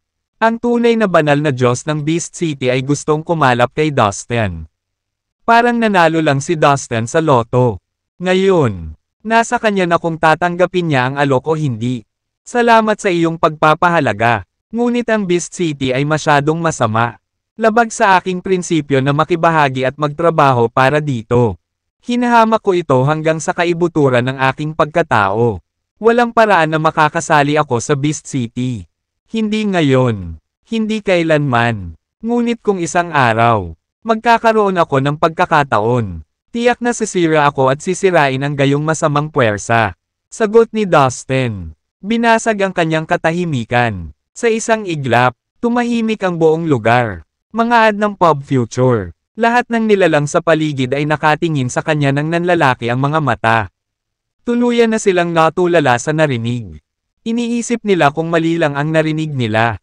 Naunawaan nila na si Dustin ay may sakit sa Beast City dahil ang mga miyembro nito ay gumawa ng napakaraming masasamang bagay. Karamihan sa mga nilalang sa Sea of Chaos ay may kaparehong pag-iisip at damdamin gaya niya. Ang ikinagulat nila ay sinabi ni Dustin na pumunta siya sa Beast City at sirain ito. Kahit na ang isang namamahala na Diyos ay hindi maglalakas loob na gumawa ng ganoong pahayag. Ngunit ang isang kabataang lalaki na isang preliminary grade na banal na Diyos ay may lakas ng loob na sabihin iyon. Natagpuan nila itong hindi kapani-paniwala. Naisip nila na marahil walang sino man sa dagat ng Chaos ang may kakayahang magsalita ng ganoon kalaki. Isang ignorante, walang takot na binata ang gumawa nito sa kanilang lugar habang sila ay tahimik na nanunood. Ang 8 tunay na divine god ng lahi ng hayop ay napaatras at humagalpak sa malakas na tawa. Natuluyang bumasag sa katahimikan. Para silang labis na naaliw sa isang nakakatawang biro. Paranoid lang pala siya at nagdedeliryo. I almost thought this one was a remarkable talent. Ako ay nagkamali. Ang gayong tanga ay hindi kailanman magiging kwalipikadong sumali sa amin. Ang tunay na banal na Diyos na nag-alok na kunin si Dustin ay ibinasura ang bagay na ito habang siya ay lalong nag-crack up. Isang malakas na layunin ng pagpatay ang sumilay sa kanyang mga mata. Ayaw na niyang i-recruit si Dustin. Ngayon ang gusto lang niyang gawin ay ilabas si Dustin. Itong mayabang at ignorante na brat na ito ay dapat mamatay. Ang tunay na banal na Diyos ay nagpahayag sa loob. Pumunta ka sa impyerno. Ang tunay na banal na Diyos ng lahi ng hayop ay biglang kumilos. Maraming mga haligi ng enerhiya ang lumitaw, na mukhang nakakatakot na makapangyarihan habang sila ay nakatayong matangkad at matatag. Parami ng parami ang mga kolom ng enerhiya na patuloy na lumilitaw mula sa katawan ng tunay na banal na Diyos, na gumagawa ng mga nakakarinig na mga tunog na parang dumagundong na kulog. Ang enerhiya ay mabangis at malakas. Sinasabi na ang lakas na taglay ng isang tunay na banal na Diyos ay daan-daan o kahit libo-libong beses na higit pa kaysa sa isang ordinaryong banal na Diyos sa kanilang antas. Napaisip si Dustin nang maramdaman niya ang napakalaking lakas na inilabas ng tunay na divine God ng lahi ng hayop. Sa sandaling kumilos ang tunay na banal na Diyos ng lahi ng hayop. Lahat ng ordinaryong divine god sa paligid niya ay nabigla at natakot. Hindi nila maiwasang umatras at tumitig sa tunay na banal na Diyos nang may paghanga habang nalaglag ang kanilang mga panga. Sa sandaling iyon, napagtanto nila kung ano ang mga mahina ang kanilang ikinumpara sa kanya. Sa katunayan, ang mga ordinaryong banal na Diyos sa dagat ng Chaos ay kakaunti ang nalalaman tungkol sa tunay na banal na Diyos. Ito ay bago sa kanila dahil wala silang gaanong ideya. Karamihan sa kanila ay hindi pa nakarinig tungkol sa 81 kapigatian. Ang banal na paggawa, at ang tunay na banal na Diyos. Ngunit nagbago ang mga bagay. Kamakailan lamang, bilang isang sangkawan ng tunay na banal na Diyos ng lahi ng hayop ay ipinadala upang salakayin at agawin ang mga teritoryo. Ang Demon City, ang Novel Court, at ang Divine Corpse Palace ay naglagay ng kanilang mga tunay na banal na Diyos upang maghanda rin para sa labanan. Bilang resulta, maraming tunay na banal na Diyos ang nagpakita sa dagat ng Chaos. Sa makatuwid, parami ng parami ang mga alamat tungkol sa mga tunay na banal na Diyos na kumalat sa dagat ng Chaos. Karamihan sa mga banal na Diyos noon ay nagsimulang matuto tungkol sa pagkakaroon ng tunay na mga Diyos na banal. Sa puntong ito, nakanganga ang mga nilalang habang pinagmamasdan nila ang mga haligi ng enerhiya na inilabas ng tunay na banal na Diyos ng lahi ng hayop. Ang tunay na banal na mga Diyos ay karapat-dapat at namumuhay ayon sa reputasyon na mayroon sila. Kinilala nila bilang halo-halong pagkamangha at takot na dumaan sa kanila. Ang tunay na banal na Diyos ay sumigaw. Mabilis siyang tumakbo papunta kay Dustin. Ang kapangyarihan ng demonyo sa ibabaw ng kanyang katawan ay hindi maipaliwanag na malakas at makapal. Umikot ito tulad ng isang elis, na nagpapalabas ng agos ng purong demonyong aura tulad ng isang marahas na dragon noong sinaunang panahon. Ang malabuhawi na pag-atake ay bumaril sa ibang direksyon. Ang labis na presyo mula sa kapangyarihan ay agad na kumalat sa 1 bilyong milya. Ang lakas na hatid nito ay sobrang concentrated na parang isang layer ng armor sa katawan ng wielder. Demonyong palaspas, ang tunay na banal na Diyos ng lahi ng hayop ay umungal. Hinampis niya ang kanyang kanang palad. At libo-libong demonyong rune ang lumitaw sa kanyang lanta at mabangis na kamay. Ang mga rune na ito ay maliksi at kakaiba tulad ng mga aktwal na nilalang na may kaluluwa. Sa sandaling lumitaw sila, nag-interlock sila sa isa't isa. Tulad ng mga piraso ng puzzle na bumubuo ng isang mas malaking larawan. Nagsama-sama ang mga rune upang lumikha ng anino ng palad. Parang nakakabit sa kamay ng halimaw. Boom! Boom! Boom! Sabay-sabay na pagsabog ang nanggaling sa palad. Lumaki ng lumaki ang malademonyong palad. Hanggang sa nagmistulang isang malaking bundok na may 5 daliri. Diniinan nito si Dustin na parang walang makakapigil. Pinigilan ng aura nito ang lahat. Dinurog ang lahat. At nilipol ang lahat. Ang kapangyarihang dala nito ay hindi matatalo. Ang hampas ng palad ay tila madudurog ang langit habang dumiretso ito. Sinisira ang lahat, sa epekto ng pag-atake ng palad. Ang ilalim ng espasyo kung saan nakatayo si Dustin ay nagsimulang gumuho at nawala. Bahagi-bahagi, lihim na nagulat ang lahat ng nilalang sa paligid. Ito ba talaga ang lakas ng isang tunay na banal na Diyos? Lahat sila ay may ganitong kaisipang tumatakbo sa kanilang isipan. Batay sa pag-atake na natanggap lamang ni Dustin. Kahit na ang average na premium grade na banal na Diyos ay mamamatay kapag nakipag-ugnayan. Karamihan sa mga magsasaka ay hindi kayang labanan ang epekto. Gayunpaman, si Dustin ay nanatiling kalmado at nakolekta. Nang inaasahan ng mga manunood na makikita ang takot sa kanyang mukha. Ang tanging nakita nila ay kalmado at determinasyon. Kalmado pa rin siya at composed sa mukha ng walang talo na palad.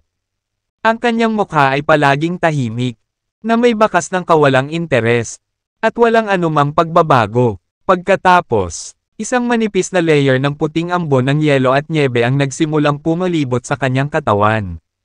I freeze. Tawag ni Dustin. Isang agos ng puti at hindi maipaliwanag na malamig na ambon ang biglang lumitaw. Nang maramdaman nila ang ambon, nanginginig ang mga nilalang. Ang nagyayelong yakap nito ay nagdulot ng takot. At naramdaman nila ang takot na gumapang sa kanilang mga gulugod. Ang fog ay kumalat ng mas malawak at mas malawak, na pinupuno ang buong espasyo ng glacial power nito. Pagkatapos, mula sa kalawakan ng 1 metro sa harap ng Dustin, mabilis na nagyelo ang oras, espasyo, hangin, alikabok, at maging ang mga batas na nakatago sa kalawakan at oras. Nag-transform ang lahat sa yelo. Mga ad ng pop future, maging ang espasyo at oras ay nagyelo.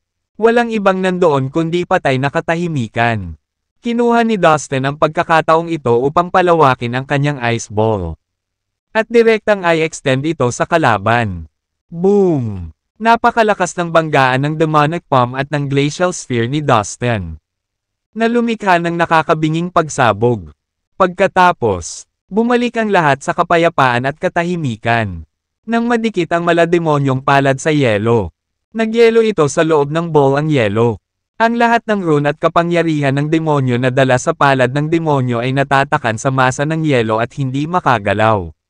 Bukod dito, ang nagyayelong globo ni Dustin ay patuloy na lumawak ng mabilis. Palapit ng palapit sa tunay na Diyos ng lahi ng hayop. Ito ang orihinal na magulong batas ng snow sa Major Achievement Stage. Paano ito posible? Nauutal ang isa sa 8 tunay na Divine God. Ang iba sa kanila ay nagbigay din ng mga komento sa kapuri-puri na kapangyarihan ni Dustin. Hindi ko inaasahan na ang iyong orihinal na magulong batas ng snow ay talagang napakalakas ngayon. Brat, halos hindi ka ganito kalakas noong huli kitang nakita. Nakakatakot ang mga mukha nila. Hindi sila makapaniwala sa pag-unlad ni Dustin sa maikling panahon. Bilang tunay na banal na mga Diyos, lahat sila ay may tiyak na pagkaunawa sa orihinal na magulong batas ng nyebe. Siyempre, alam din nila kung gaano kahirap linangin ang pinakamataas na batas na ito.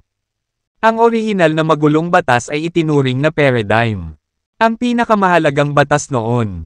Ang kabuuan ng magulong walang bisa ay may mga batas nito na nagmula sa orihinal na magulong batas.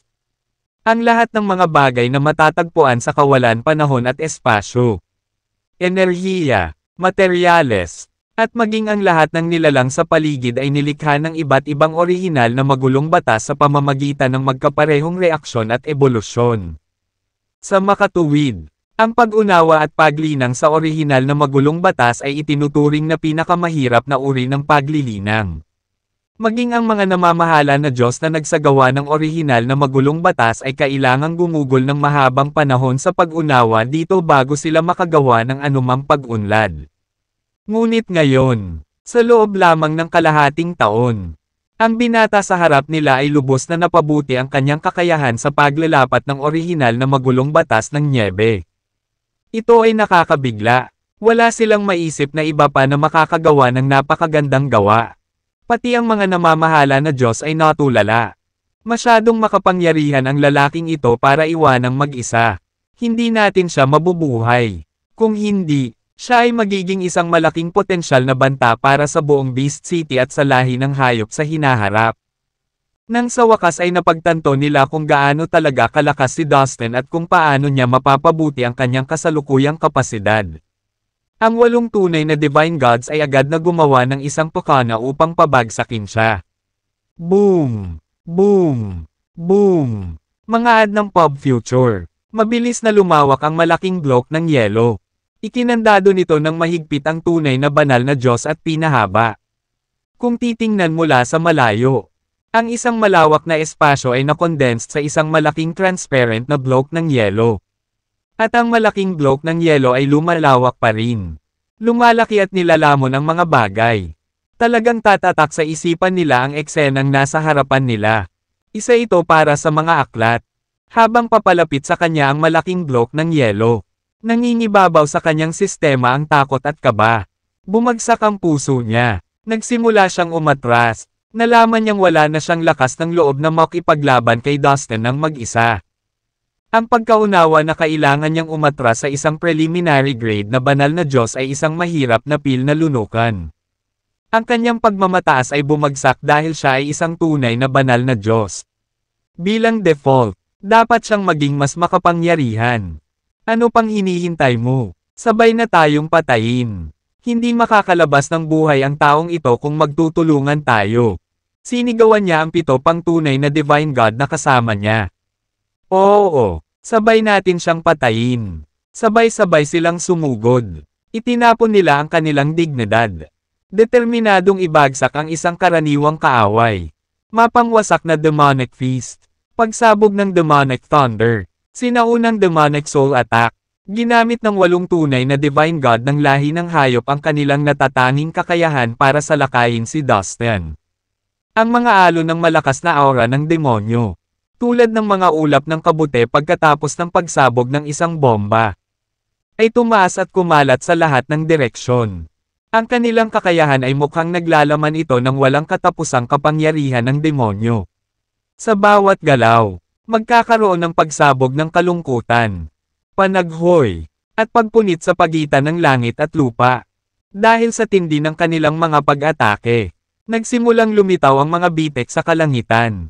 Ang hampas ng palad, hampas ng kamao, mga saber na ilaw, at lahat ng uri ng enerhiya at galaw ng 8 tunay na banal na Diyos ay sabay na nagsama-sama. Para silang kapangyarihang bumababa mula sa kaguluhan, na may tanging dahilan para salakayin si Dustin. Boom! Boom! Boom! Maraming pagsabog ang maririnig sa buong paligid. Ang pag-atake ng 8 tunay na banal na Diyos sa wakas ay bumangga sa malaking bola ng yelo sa harap ng Dustin. Napatuloy na lumalawak bago ang banggaan. Sa sandaling ito, tulad ng daan-daang milyong bomba na sumasabog ng magkasama, ang malalaking ulap ng enerhiya ay patuloy na tumaas sa malawak na kawalan at nagbigay ng nakakabinging tunog. Ang espasyo at oras ay nabasag sa kawalan. Dahil sa puro kapangyarihan na dala ng napakalaking glacial ball. Nagsimula itong maghiwa-hiwalay. Tapos kalaunan, sumabog. Pagkatapos kumuha ng labis, higit sa kalahati ng masa ng yelo na lumalawak pasulong ay sumabog. Maliit na bahagi lang nito ang natira. Haha, bata, mapapahamak ka. Ang 8 tunay na Divine Gods ng lahi ng hayop ay tumawa ng malakas at sinuntok si Dustin. Ang swerte ay dapat nasa kanilang panig. Dahil ang bola ng yelo ay naputol nang sila ay umatake. Ngunit pagkatapos, si Dustin ay tila hindi pa rin natatakot. Oh, really? Kahit sa pinagsamahan mong lakas, hindi pa rin sapat. Napangiti siya ng mahinahon at may kumpiyansa. Na para bang kinalkala niya ang lahat ng nangyari at malapit ng mangyari. Boom! Boom! Boom! Biglang. 8 malalakas na buhawi na gawa sa nyebe at yelo ang nanalasa sa lugar. Bawat isa sa kanila ay may hindi maisip na malakas na enerhiya ng yelo. At saan man sila dumaan, pinunit nila ang magulong kawalan. Pagkatapos, ang 8 buhawi ay mabilis na umikot papunta sa bawat isa sa 8 tunay na banal na Diyos. Ayon sa pagkakabanggit, bastos ka, sigaw ng walang mandirigma bilang tugon. Walang pag-aaksaya ng oras. Sabay-sabay silang nag-counter-attack. Puwersa ng enerhiya ang bumaril habang ginagamit nila ang kanilang pinakamalakas na lihim na kasanayan. 8 nakikitang mga kolong ng enerhiya na naglalaman ng kapangyarihan ng demonyo at lumipad patungo sa 8 buhawi. Dahil dito, malakas na yumanig ang magulong kawalan sa paligid dahil sa hindi matiis na epekto.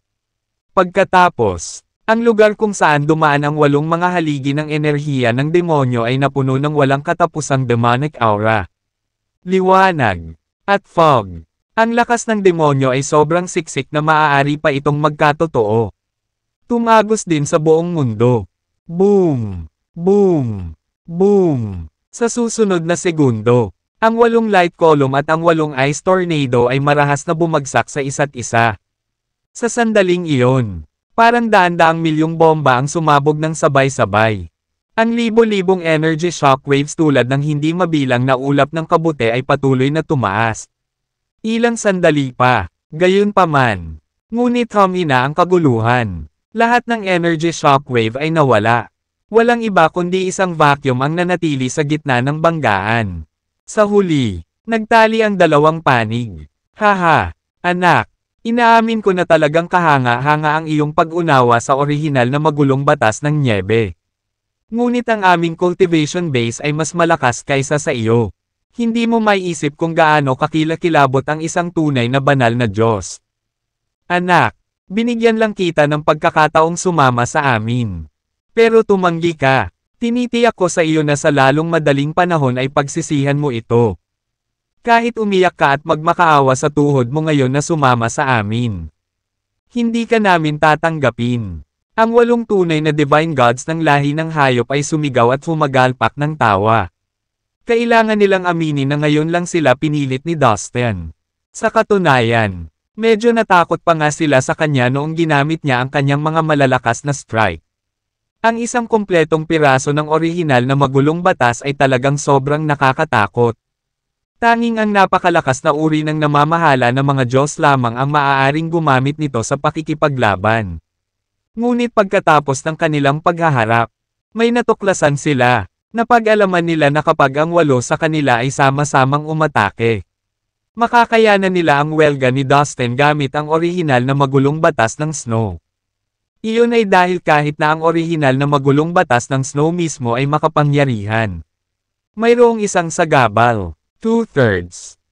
Hindi ito magagamit ni Dustin sa posibleng potensyal nito dahil masyadong mahina ang kanyang cultivation base. Mga ad ng pub future, sa makatuwid. Kahit na matagumpay niyang nilinang ang isang kumpletong piraso ng orihinal na magulong batas, halos hindi niya masugitan ang 8 sa kanila. Ang masama ay nag-iisa lang siya. Isang tao lang siya laban sa 8 kalaban niya. Isa ito laban sa 8 labanan. Kung patuloy silang lalaban, tiyak na mananalo ang 8 sa kanila at sa huli ay mananalo. Kaya, malamang na matatalo si Dustin sa labanang ito. Iyon ang naisip ng 8 tunay na Diyos. Masyadong makapangyarihan ang lalaking ito. Hindi natin siya pwedeng hayaang mabuhay sa mundo. Kung hindi, mananatili siyang malaking banta sa atin. Ngayon, dapat natin siyang patayin sa lahat ng paraan. Ang 8 divine gods ay nagpalitan ng tingin at nagpahayag ng kanilang mga opinyon sa pamamagitan ng kanilang telepatikong link. Haha, alam ko iniisip mo. Sa tingin mo matatalo mo ako dahil lang sa mas marami kang kakampi. May sasabihin ako sa iyo. Hindi mangyayari yon. Ngumisi si Dustin. Nakita na niya sa kanilang isipan. Kahit sa isang sulyap lang. At saka, ngayon lang niya sila niloko. Hindi niya ipinakita ang buong kapangyarihan ng orihinal na magulong batas ng Snow sa Major Achievement Stage. Kaya naman naisip ng 8 mandirigma na iyon na kaya nilang talunin siya. Nang matapos siyang magsalita ay agad siyang naghanda. Kinokontrol niya ang kanyang isip at pinakawalan ang kanyang susunod na pag-atake. Boom! Boom! Boom! Ang isa pang 8 buhawi ay lumitaw, na dumagundong at umiikot patungo sa 8 tunay na banal na mga Diyos mula sa lahi ng hayop. Gumamit ka na naman ng parehong galaw. Boy! Wala ka namang ibang galaw diba? Ang 8 tunay na banal na Diyos ay malakas na tumawa habang sila ay sumugod sa unahan upang harapin si Dustin. Wala ni isa sa kanila ang nadama na dapat silang matakot sa pag-atake ni Dustin. Dahil naranasan at nalabanan nila ang parehong uri ng welga kanina. Malalaman mo agad. Nakangiting tumalikod si Dustin. Slash! Sigaw niya saka. Dahil dito. Ang napakalaking mga espada ng yelo na may sukat na daan-daang milyong talampakan ang haba ay lumitaw sa kawalan sa paligid ng mga ito ng paisa-isa. Ang bawat espada ay naglalabas ng hindi maisip na dami ng kapangyarihan ng yelo at nyebe, na maaari pang sirain ang langit at lupa at masuffocate ang lahat ng mga nilalang. Sa lalong madaling panahon, nagkaroon ng 10-10 milyon ng mga higanting espada ng yelo. Swish! Swish! Swish! Ang malalaking espadang yelo, na naglalayon sa 8 tunay na Diyos, ay lumipad sa kalangitan at tumama sa kanila. Gayunpaman, hindi lang iyon ang trump card ni Dustin. I freeze! Sigaw niya ulit pagkatapos ng hampas ng mga ice swords. Habang umalangaw-ngaw ang kanyang boses, nagsimula ang susunod na pag-atake. 8 imposibleng malamig na agos ang bumaha sa lugar. Ang ginaw mula sa malamig na agos ay nagparamdam sa lahat ng nabubuhay na nilalang na ang kanilang mga kaluluwa ay naninigas. Pagkatapos, lumubog sila sa 8 tunay na divine god. Mga ad ng pub future. Saan man sila dumaan. Ang lahat, kabilang ang oras, espasyo, hangin, alikabok, at enerhiya, ay nagyelo sa isang iglap. Sa kabuuan, 8 buhawi ng yelo, libo-libong malalaking espada ng yelo, at 8 batis ng malamig na agos ang nagpatibay sa lahat. Ang 3 pag-atake ay dumating sa 8 tunay na banal na mga Diyos ng sabay-sabay. Noong panahong iyon, ang 8 tunay na banal na Diyos ay tumigil sa pagmamaliit kay Dustin. Sa wakas ay sineseryoso nila siya. Sapat na ba? Ngayon, sa tingin mo pa ba hindi sapat ang mga galaw ko para matalo ka? Kung hindi, may isa pa akong para sa iyo. Malamig niyang deklara, kahit na baka sa mga mata niya ang pagbibiro. Pumunta ka, sigaw niya ulit, sa isang segundo. 8 pulang ulap ng fog ang lumabas sa kanyang ulo. Ito ay isang lihim na kasanayan sa pag-atake na natutunan niya mula sa mga multo ng yelo. Higit pa rito, isa ito sa pinakamalakas na galaw sa kanyang arsenal. Ang 8 dugo pulang patak ng fog ay produkto ng kombinasyon ng kanyang espiritual na pakiramdam at ang kapangyarihan ng yelo at nyebe. Naturally, ito ay isang mapangwasak na pag-atake. Nang sa wakas ay pinakawalan niya ito. Ito ay mas malakas kaysa sa ipinakita ng sinumang multo ng yelo. Sa katunayan, ang mga multo ng yelo sa larangan ng yelo ay mahusay sa paggamit ng kapangyarihan ng yelo at nyebe. At mayroon silang pangunahing pag-unawa sa orihinal na magulong batas ng nyebe. Gayunpaman, hindi nila maihahambing si Dustin. Ang dahilan sa likod nito ay naunawaan ni Dustin ang orihinal na magulong batas ng Snow sa Major Achievement Stage. Kaya naman, masasabing si Dustin ang pinakamahusay na gumamit ng lihim na kasanayan ng mga multo ng yelo. Sa halip na ang mga multo ng yelo mismo, walang ganap na multo ng yelo sa larangan ng yelo na may kukumpara kay Dustin sa aspetong ito. Boom! Boom! Boom! Ang 8 ulap ng pulang dugong ambon ay lumundag patungo sa 8 tunay na banal na Diyos at dinaig sila. Ngayon, 4 na pag-atake ang ginawa ni Dustin sa kabuuan. Pinakamahalaga, ang bawat pag-atake ay napakalakas. Teka, what the hell? Sa sandaling iyon, ang 8 tunay na banal na Diyos ay nanlaki ang kanilang mga mata sa lubos na pagkagulat. Galit na galit sila ngayon. At the same time, natakot din sila. Naramdaman pa nila na malapit na sila sa pintuan ng kamatayan. Pagkatapos ng lahat, wala sa kanila ang inaasahan na ang marahas. Orihinal na magulong batas ng Snow sa Major Achievement Stage ay darating sa kanila. Tiwala sila na isa lang sa mga pag-atake ang kanilang malalabanan.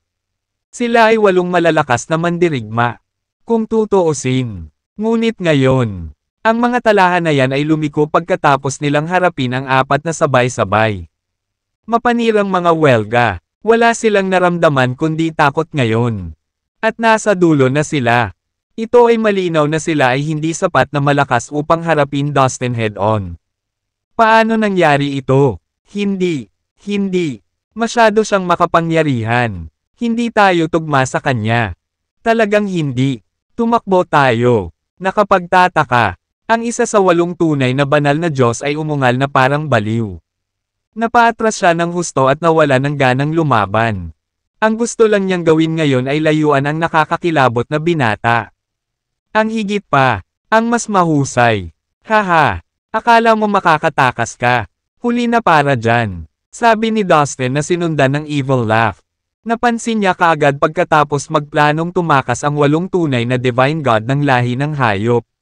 Nang matapos siyang magsalita, sinimulan niya ang kanyang marahas na pag-atake laban sa kanila. Nagpatawag siya ng 8 buhawi na nabuo gamit ang nyebe at libo-libong malalaking espada ng yelo gamit ang kanyang isip. Habang nakikita nila ang mga buhawi, ang 8 tunay na banal na Diyos ay natangay sa langit bago sila kumilos. Kasabay nito, ang 8 malamig na agos at kulay dugo na ambon ay gumalaw sa kahanga-hangang bilis habang sila ay sumugod patungo sa mga Diyos. Ginawa ni Dustin ang mga ito para mas ulit ang orihinal na magulong batas ng Snow na pinagkadalubhasaan niya. Ang bilis ng orihinal na magulong batas ay napatunayang napakabilis. Na kahit na ang 8 tunay na banal na Diyos ng lahi ng hayop ay hindi kailanman malalampasan ito. Dahil dito, ang mga Diyos ay tinamaan ng orihinal na magulong batas kaya napahiya sila sa sakit. Ang napakatinding lakas ng nyebe ay nagdulot sa kanila ng labis na sakit kaya't sila ay natakot hanggang sa kanilang kaibuturan. Samantala, ang mga tao ay nanood habang ang mga buhawi at nyebe ay naghahadya sa paligid ng mga Diyos para bang sila ay mga butil ng popcorn sa isang hurno. Kung titingnang mabuti, makikita niya na ang mga nakakatakot na buhawi ay pinuputol ang mga ito habang ang mga talam sa loob ng mga buhawi ay matalas ng husto. Higit pa riyan, ang mga espadang yelo ay patuloy na tumatagos sa kanilang mga katawan at nag-iwan ng mga nakanganga na mga buta sa kanilang kabuuan. Hindi nagtagal, binalot sila ng 8 malamig na agos at 8 kulay dugo na fog, na naging dahilan para tuluyan na silang mawala sa paningin. Ang 8 tunay na divine god ng lahi ng hayop ay agad na nakulong sa loob ng makapal na bloke ng yelo. Tila, ang 8 kulay dugo na ambon ay isang listahan ng pag-atake ng kaluluwa na tumagos sa solstice ng 8 tunay na banal na Diyos. Ikaw brat, ikaw ay hindi bababa sa isang demonyo. Bitawan mo ako. Kami ang mga tunay na divine gods ng lahi ng hayop. Mahalaga kami. Paghawak sa amin at hindi kita kidna. Ang kabuuan ng lahi ng hayop ay hahabulin ka. Stop this now at hindi ka masasaktan. Siguro dapat mong simulan alang. Sinubukan ng 8 tunay na banal na Diyos ng lahi ng hayop na kumawala ngunit hindi nagtagumpay.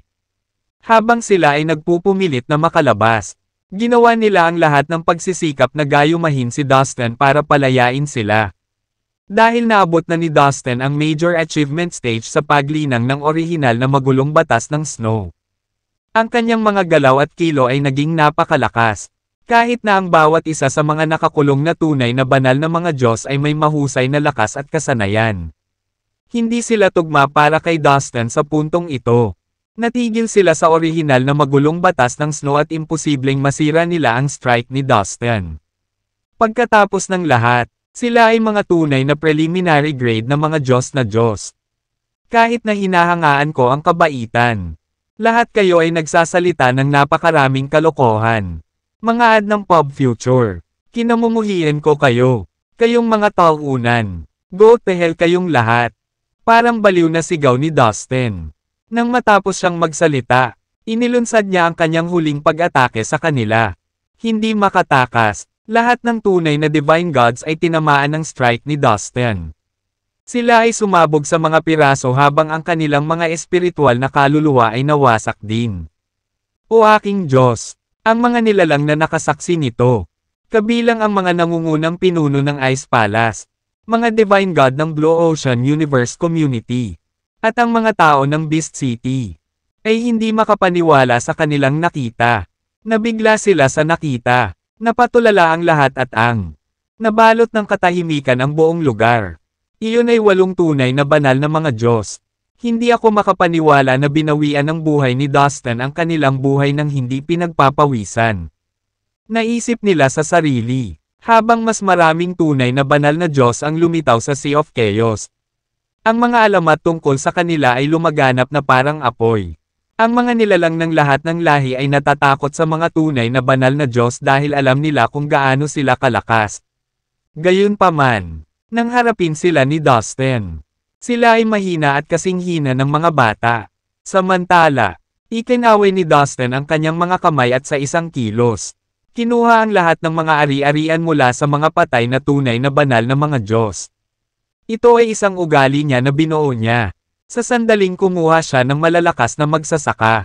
Kinuha niya ang kanilang mga ari-arian at iningatan para sa kanyang sarili. Para siyang minahan ng ginto. Pagkatapos, tumingin si Dustin sa dagat ng mga tao mula sa lahi ng hayop hanggang sa matagpuan niya ang mga banal na Diyos ng lahi ng hayop.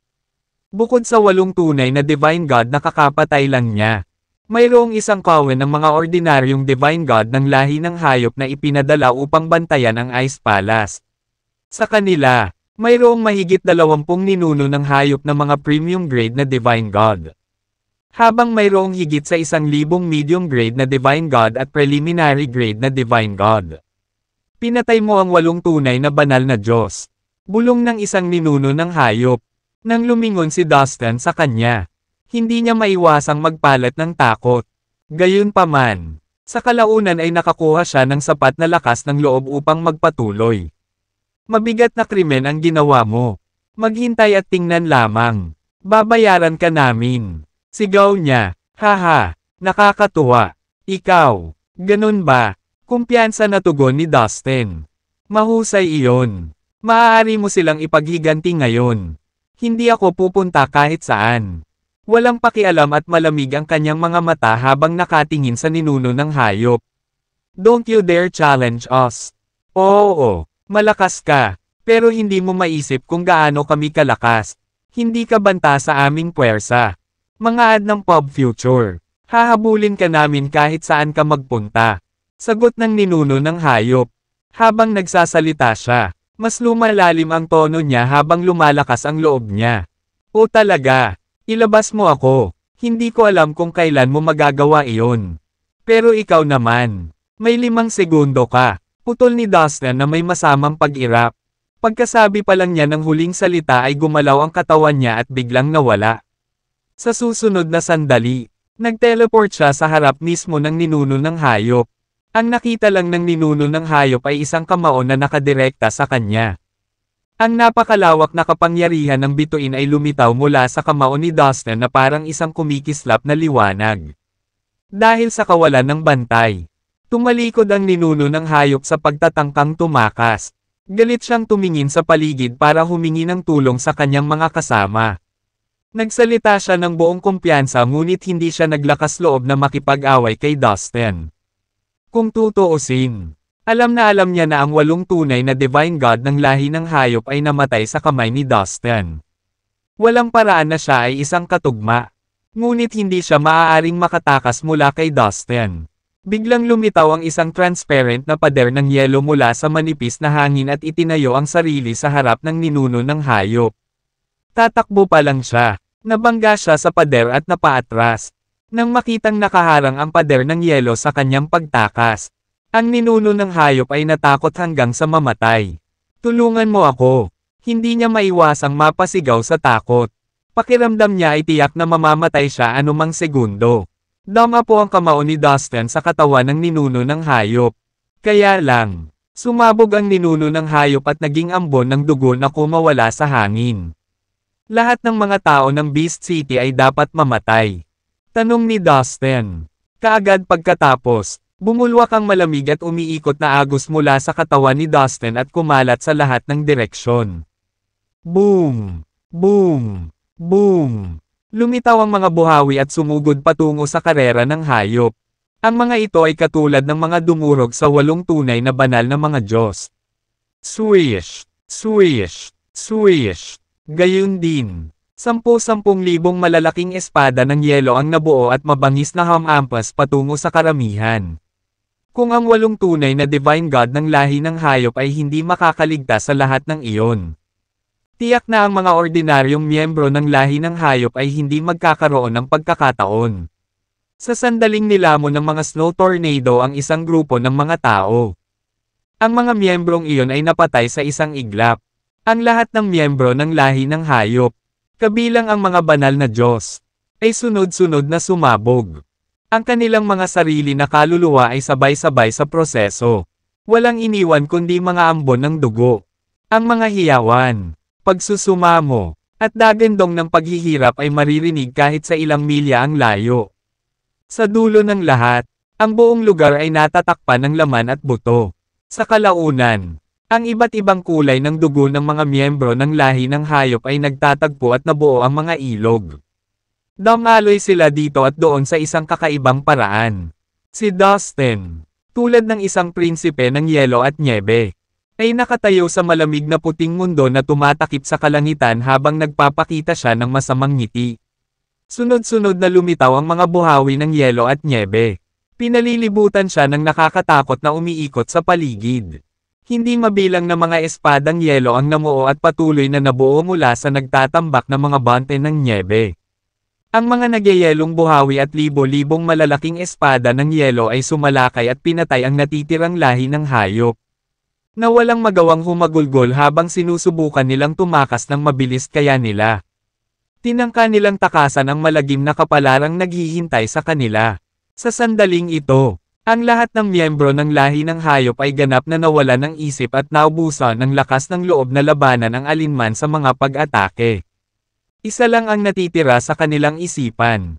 Tumakbo. Dapat silang tumakbo ng kasing bilis ng kidlat. At hanggang sa lumawak ang universo. Wala nang puwang para lumaban pa. Ano pa ang hinihintay mo? Tara at sama-sama tayong lumaban. Patayin silang lahat. Buong tapang na sumigaw ang mga Diyos ng Blue Ocean Universe Community habang sila ay nagdudugtong patungo sa lahi ng hayop.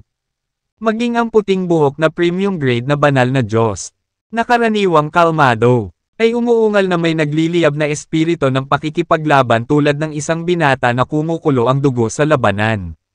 Gawin natin. Nagbigay ng utos ang Ice Queen bago humarap sa mga Diyos ng Ice Palace. Ang labanang ito ay tumagal ng mahigit kalahating araw. Ang lahi ng hayop ay sumuko sa huli at nagpasyang tumakbo palabas ng yelo sa lalong madaling panahon. Matapos makatakas mula sa larangan ng yelo, sinubukan nila ang kanilang makakaya upang makalabas sa Ice Palace. Ang bigla nilang paglabas ay nagdulot ng stampede dahil lahat sila ay nagpanik. Makalipas ang kalahating araw, natapos din ang labanan. Wala ni isang mandirigma ng lahi ng hayop ang naiwan na nakatira sa Ice Palace.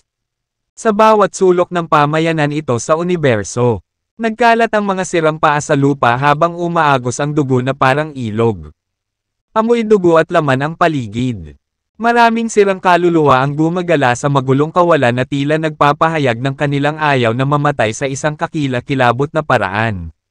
Sa labanang ito, napakaraming mandirigma ng lahi ng hayop ang namatay. Halos 2/3 ng hukbo ng lahi ng hayop na nagbabantay sa Ice Palace ay nawasak. Iyon ay hindi bababa sa ilang bilyon ang bilang. Ang lahi ng hayop ay, sa katunayan, napakaraming tao. Ang kanilang bilang ay maaaring ilarawan bilang astronomical. Bilang karagdagan, maraming lahi sa dagat ng Chaos. Maraming lahi ang nauugnay sa lahi ng hayop at nagpapadala ng napakalaking bilang ng mga mandirigma upang lumaban sa pangalan nito. Kaya naman, mayroong ilang bilyong mandirigma na ipinadala ng lahi ng hayop sa Ice Palace lamang. Karamihan sa mga katawan ng mga mandirigmang ito ay nagsimulang mabulok doon sa ngayon. Ang buong Ice Palace ay napuno ng malademonyong aura habang ang mga putol-putol na pira-piraso ng mga kaluluwang demonyo ay sumisigaw sa matinding paghihirap. Matapos mamatay ang mga halimaw na iyon, ang natitirang demonyong aura, masamang espiritu at mga sirang kaluluwa ay maaaring hindi na mawala. Sa wakas ay pinalayas na namin ang karera ng hayop. Ang Ice Queen at ang matataas na pinuno ng Ice Palace ay pumila sa magulong void ng Ice Palace. Nakatingin sa gulo na may kagalakan at kaunting kalungkutan. Sa wakas ay pinalayas na ang mga tropa ng lahi ng hayop. Iyon ang bahaging nagpasaya sa kanila. Nakalulungkot, ang Ice Palace, na dating isang maunlad at kahanga-hangang komunidad ng universo, ay nahaharap sa matinding pagkawasak pagkatapos ng digmaan. Mga ad ng pop future. Pagkatapos ng ilang pahinga, oras na para magpasalamat. Leader, salamat sa pagsipa mo sa Beast Race palabas ng Ice Palace. Lumapit ang Ice Queen kay Dustin kasama ang mga senior leaders ng Ice Palace at taos pusong nagpasalamat kay Dustin. Alam nilang lahat na kung hindi dahil sa tulong ni Dustin, mahihirapan ang Ice Palace na tanggalin ang tropa ng lahi ng hayop na may sariling kapangyarihan. You're welcome. The Beast Race is our common enemy after all. Nakangiting sabi ni Dustin sa kanila. Hindi talaga kami makapagpasalamat sa iyo. Lagi kang maaalala sa iyong ginawa para iligtas ang ating Ice Palace. At kami ay iyong mga tapat na kaibigan. Siyempre, ano man ang kailangan mo sa hinaharap, hanggat kailangan mo ang aming tulong, maaari mo lang sabihin sa amin. Sabi ng Ice Queen sa magiliw na boses. Well, kung sasabihin mo, kung mayroon akong anumang problema sa hinaharap, tiyak na ipapaalam ko sa iyo. Nakangiting sagot ni Dustin habang tumatango. Namumuno. Ang labanang ito ay talagang nakakapanabak. Tingnan kung paano sinubukan ng lahi ng hayop na tumakas. Napakagandang laban talaga. Kakapatay ko pa lang ng kahit isang dosenang mga divine god nila. Napakasarap sa pakiramdam. Lumapit si Ismail sa Dustin. Halos tumatalon sa tuwa. At tila naaalala pa rin ang bawat sandali ng labanan. Halika, Ismail. Napakabastos na ipakita ang iyong mga nakamit na pagpatay sa harap ng aming pinuno. Ang katotohanan na ang aming pinuno ay pumatay ng 8 tunay na banal na Diyos ng lahi ng hayop. Ngayon ay talagang isang bagay na pag-uusapan. Kung ikukumpara sa kanyang mga nagawa, hindi malaking bagay na pumatay lamang ng 12 mga Diyos. Sarkastikong sabi ng gray-haired premium grade divine god habang tumatawa. Of course, I don't dare compare with our leader. Namula si Ismail. Nahiya sa ginawa niya. Pero kung ikukumpara sa iyo, ito ay higit pa sa sapat. Tatanggi ka na ba ngayon? Sinabi ni Ismail sa puting buhok na premium grade na banal na Diyos sa isang mapagpakumbabang tono. Nanlilisik sa kanya. Natawa si Dustin nang marinig ang mga komentong ibinato nila laban sa isa't isa. Bagamat ang dalawang ito ay parehong makapangyarihang premium grade na banal na mga Diyos. Karaniwan silang nag-aaway sa isa't isa. Halos sa tuwing magkikita sila ay pinagtatawanan nila ang isa't isa. Leader, hindi ko akalain na dito lang titigil ang karera ng hayop. Baka bumalik sila.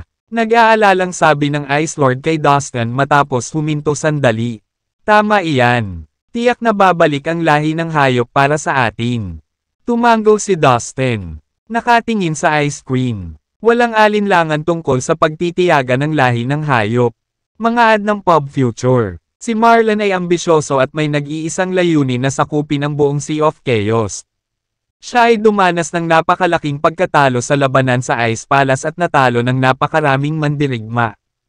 Paano siya magiging handa na sumuko para makuha ang gusto niya? Huwag kang masyadong mag-alala.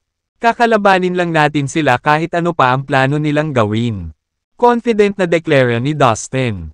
Ang kasalukuyang sitwasyon ng Ice Palace ay kapareho ng sa Blue Ocean Universe Community hindi pa nagtagal. Kahit na natalo nila pansamantala ang lahi ng hayop at pinalayas sila sa kanilang teritoryo. Tiyak na babalik ang lahi ng hayop para sa paghihiganti. Noon, nagpa siya ang Blue Ocean Universe Community na ilipat ang lahat ng nilalang ng buong komunidad sa universo sa Infinite City at tuluyang umalis. Kaya binalak ni Dustin na kung talagang umabot sa puntong iyon ang Ice Palace, kailangan niyang ilabas ang lahat ng mga nilalang ng palasyo ng sama-sama. Tulad ng ginawa niya noon. Sa mga susunod na araw, mag-set up ng blockade sa Ice Palace at ipagbawal ang anumang pagpasok at paglabas. Utos ng Ice Queen na selyuhan ang Ice Palace. Kasabay nito, inutusan ng mga alagad ng Ice Palace na simulan ang paglilinis ng mga kalat pagkatapos ng labanan. Ang Ice Palace ay napuno na ngayon ng mga punit-punit na mga paa, mga bali ng buto, dugo, at lahat ng uri ng basura ng digmaan. Ito ay tila ganap na mga guho. Lahat ng miyembro ng Ice Palace ay babae. Napakaayos nilang lahat na hindi nila nakayanan ang kaguluhan at lahat ng dumi ay nagkalat sa buong tahanan nila. Ang lahat ng mga miyembro ng Ice Palace ay nagsimulang ayusin ang buong komunidad ng universo ng paunti-unti. Ayon sa utos, ang buong lugar ay bumalik sa mataong muli sa lalong madaling panahon. Leader, ano ang dapat nating gawin ngayon? Dapat ba tayong manatili sa Ice Palace o patuloy na maghanap ng susunod na target? Ang puting buhok na premium grade na banal na Diyos ay lumapit kay Dustin at nagtanong sa mahinang boses. Noon, pinili ni Dustin at ng mga Diyos ng Blue Ocean Universe Community na pumunta sa Ice Palace dahil lang sa maraming mandirigma ng lahi ng hayop doon. Pumunta lang dito si Dustin para pukawin ang lahi ng hayop. Ngayong namatay na o tumakas na ang mga Beast Race Warriors na nagbabantay sa Ice Palace. Dapat nilang isipin ang susunod nilang gagawin. Well, manatili tayo sa Ice Palace sandali, bago gumawa ng desisyon. Kung aalis ako dito at babalik ang hukbo mula sa Beast City upang magsimulang muli ng digmaan. Ang mga nilalang ng Ice Palace ay nasa panganib. Sabi ni Dustin matapos mag-isip sandali. Tama ka. Well, iyon ang pinakamagandang pagpipilian sa ngayon. The white-haired premium grade divine god sabi habang sumang-ayon sa baytango. Sa sandaling ito, binata, ituturo ko sa iyo ang Grand Snow Array.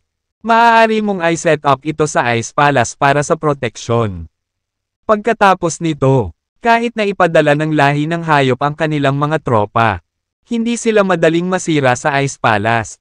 Biglang umalangaw-ngaw ang boses ng Divine Ice Goddess sa Soul Sea ni Dustin.